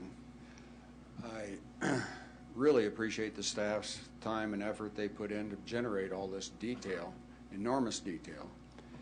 I think there's a balance between efficiencies and we talk so much about cutting things. There's a balance there because we're also certainly responsible to the public for the monies we spend, but we need to also give them things that they want in this community, like the Aquatic Center, which has been wanted for many years. the maintenance facility, maybe many people don't understand how important that is to them, because that's taking care of the people who take care of them. And they couldn't even pull a truck in there fully in the winter because of the shape of the building. It needed to be done.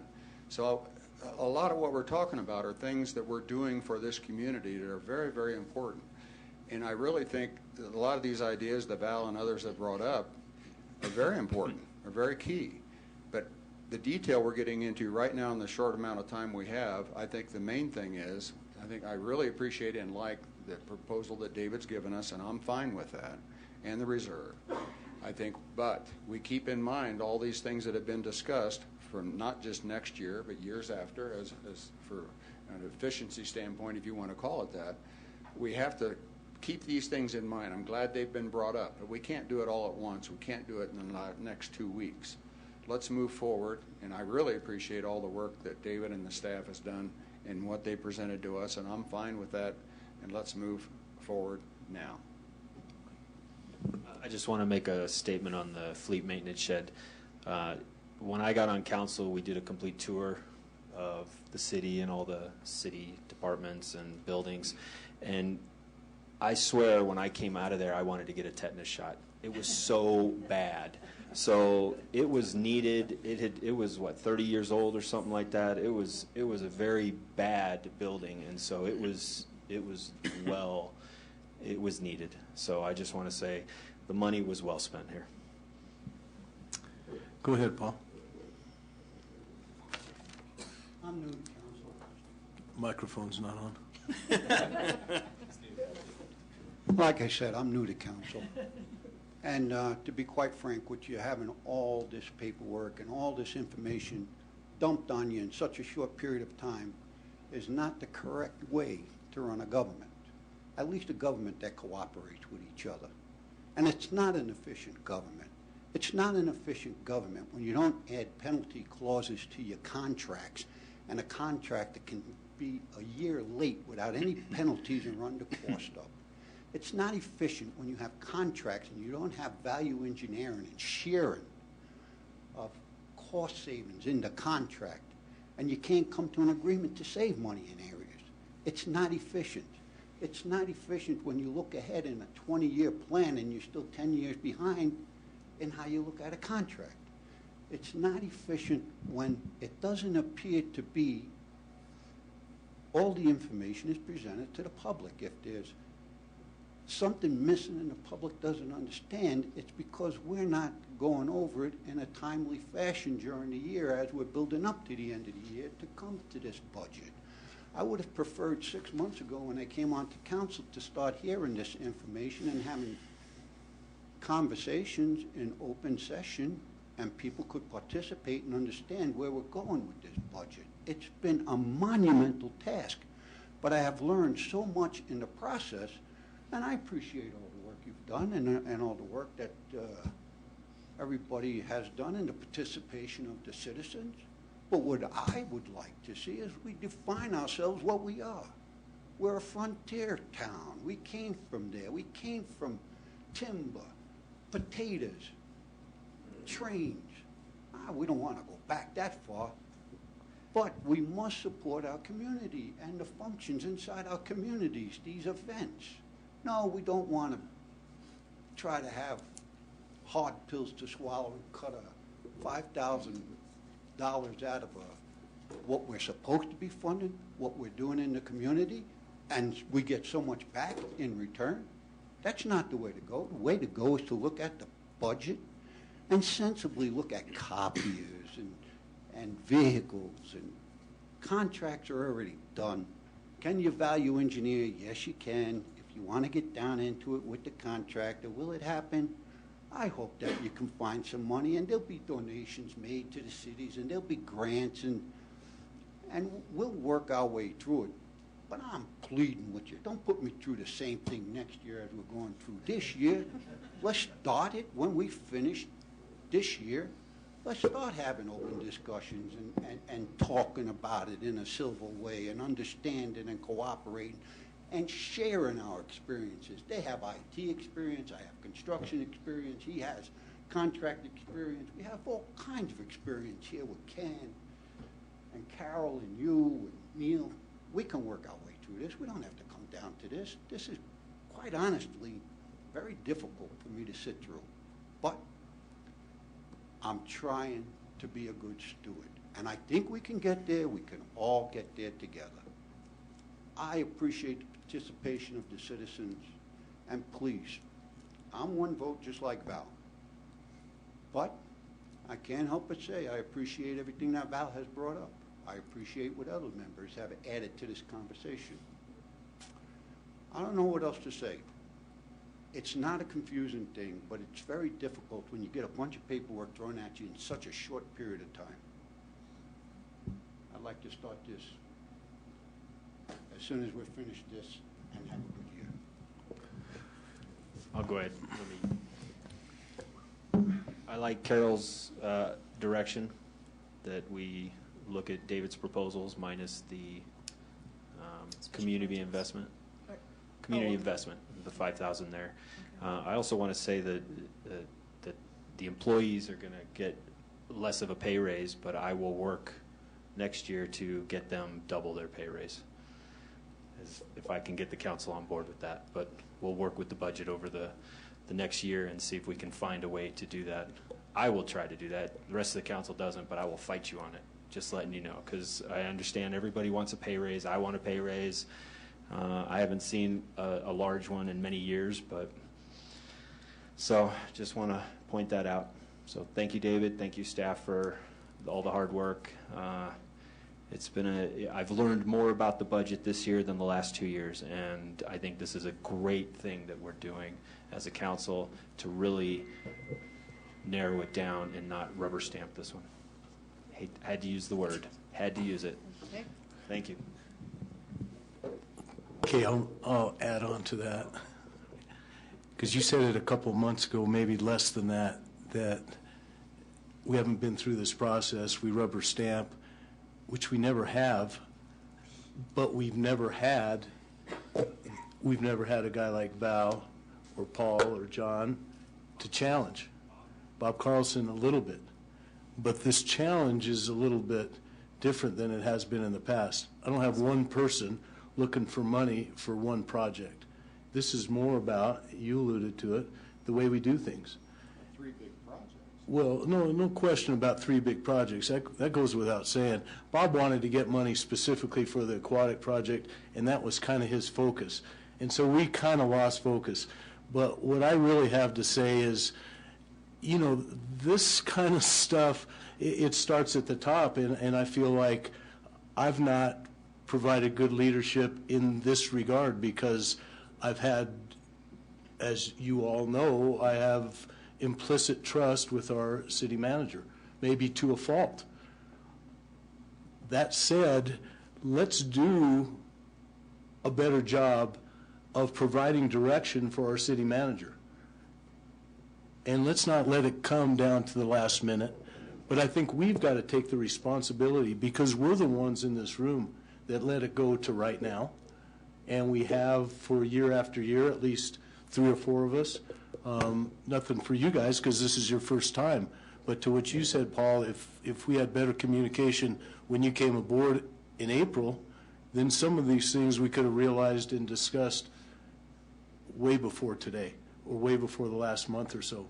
So let's make it a point, all of us, to do a better job of managing our city manager, working better together with our city manager, and it starts right now. It starts today. It's not going to start in November of next year, and I will try to lead that effort. But I think everybody would agree, all have great ideas. You know, Val, I know you're taking a lot of heat in some regards, but I know that's what, yeah, you're tough. And, you know, without it, we wouldn't have had these discussions.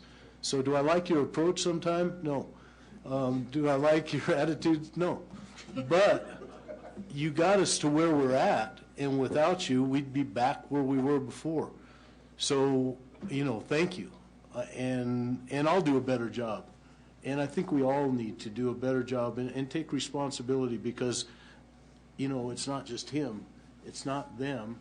It's all of us. And really, it starts with us. And so I'm not going to guarantee any extra monies for our staff next year, but what I will say is I'll make a concerted effort to do a better job of leading this group relative to everything that we do for the city. And I think that's a place where I've probably fallen down a little bit.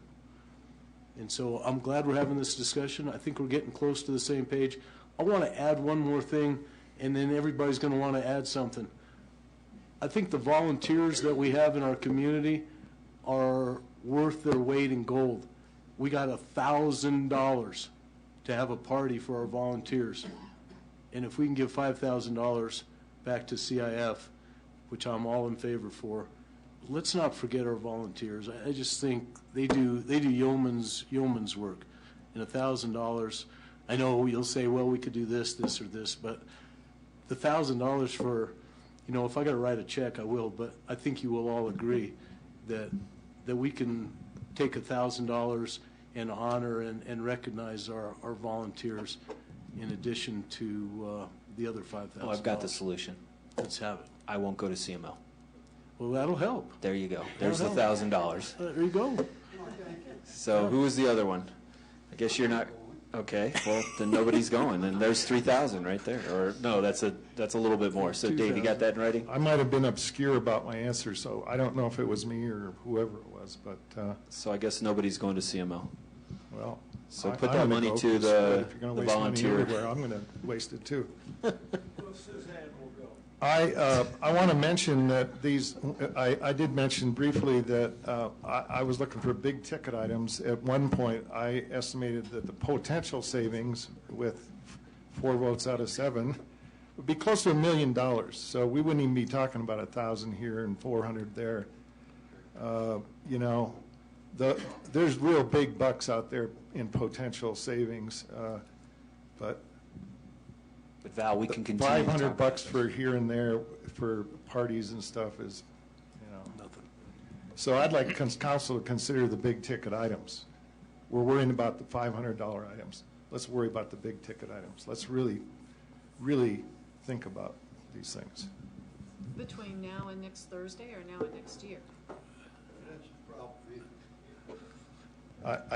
We can't vote on anything, so we have to have a consensus on some ideas that have been thrown out here. If we're going to vote for $1,000 here and there, then I would say let's vote for the other things, but we can't do a vote. So I don't know how that works. I suppose we could delay the vote for a special meeting on the 22nd of December maybe and give us another week to talk about these things, or we could stay here till midnight, I guess. We can't go to the 22nd. We can go to the 16th is the longest that we can go. That said, I think we can make the decision before that. I really do. We know what we want to do to improve moving forward. Paul's got the most experience with construction and those kinds of things, and he's leaning against this third party, if you will, because we still are working with the contractor to do the best we can in that regard. I don't think we're going to get anything else accomplished relative to vehicles. We're going to talk about certainly the special project offices, and then the salary adjustment. You'll either like that or you won't. But on the 15th next week, we're going to have to make some decisions, and I think we're heading in the right direction, for sure. And we got a new approach for next year, for sure, because we can do better, and it starts here. One of the things that will be helpful, Mayor, tonight, since we do have to prepare the budget ordinance and get it out very quickly for the December 15th meeting, is to have consensus on some direction. So I'm going to say a few things that I think I've heard the council agree to, not a vote, but consensus guidance, so that we know how to prepare this budget document. So what I believe I've heard is that we should put $5,000 back into the community investment fund so that it goes from $15,000 to $20,000. Can I just see nods of heads or, okay? And then I also heard that Councilman Sawyer is not going to go to CML, so we'll reduce that budget by $1,000 and push it into the volunteer appreciation. They'll appreciate that, as will I. I've also heard a few council members say the rest of the proposal is fine as it is. The real big one for me, it sounds like the vehicles we're okay with. We may not like it, but we're okay because we're going to do an analysis. It's the salary. I've heard some people say 1.9 is fine because you said go forward with the proposal. I'm not sure exactly what to put in the budget, though, because I'm not sure that there's consensus on that. So that's the one that's I heard a compromise put out by Mr. Sawyer that we set a fixed 50 grand, and my preference would be that you give that to the lower salary people under 50 grand, do a total hiring freeze, including all the vacants. We've got 3 vacancies frozen right now.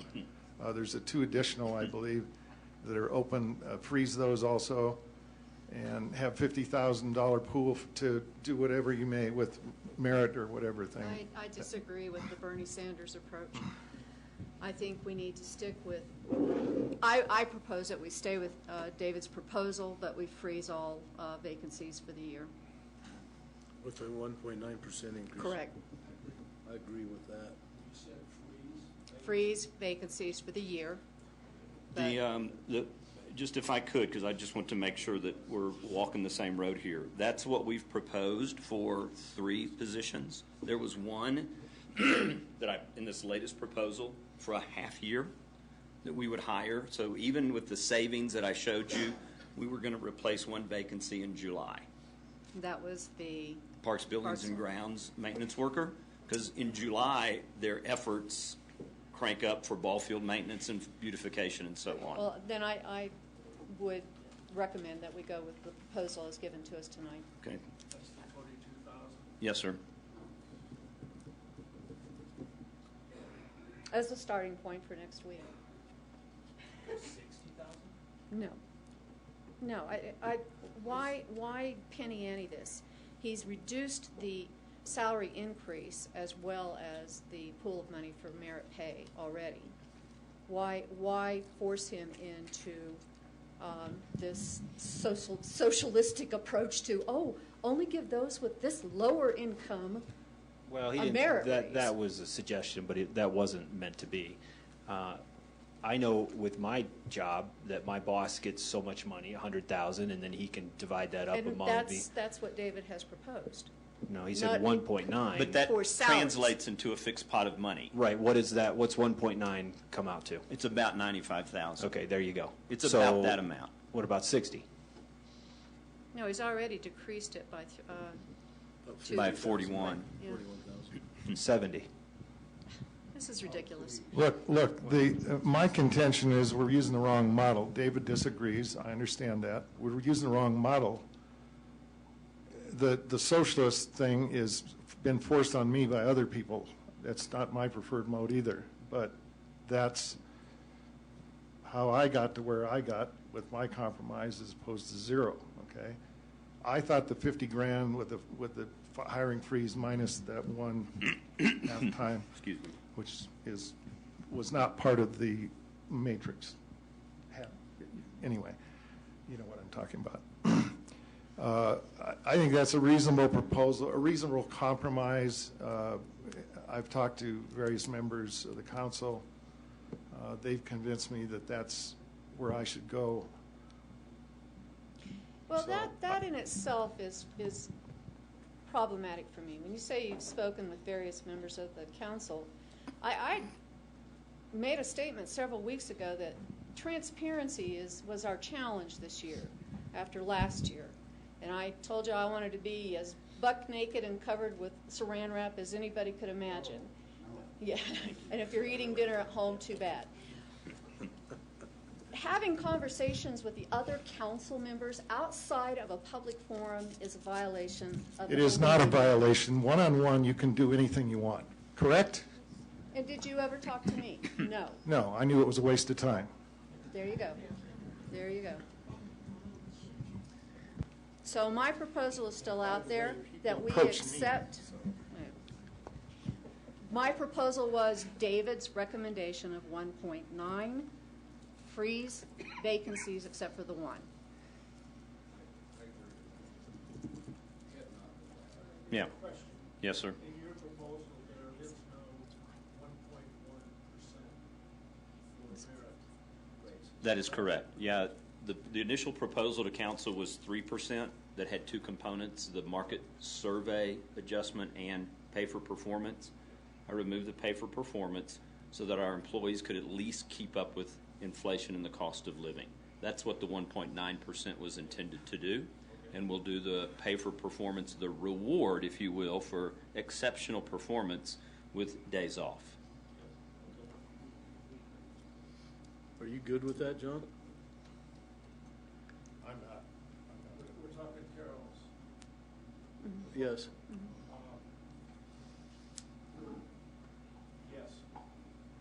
Then what I've seen 4 head nods, so the draft budget that will come back to you, or that will get out soon, will include the 1.9%. And then, of course, on December 15th, you can fuss and cuss about it more until you make your final decision. But I just need to get something out to the community and to the public and to you. I don't think I have any other need for clarifications. The vehicles, I think we'll bring back to you what our analysis showed, and again on December 15th, you can make more comments on that. So I believe, unless you've got other statements, I think I've captured what your intent is for our next draft budget. Appreciate it, Council. If we don't have anything else right now, we can adjourn this meeting and go into executive session with about, are we going to have to go upstairs? Yes, sir. So we'll start at 9:15 upstairs. Okay. Thank everybody for being here tonight, and Council, thank you very much.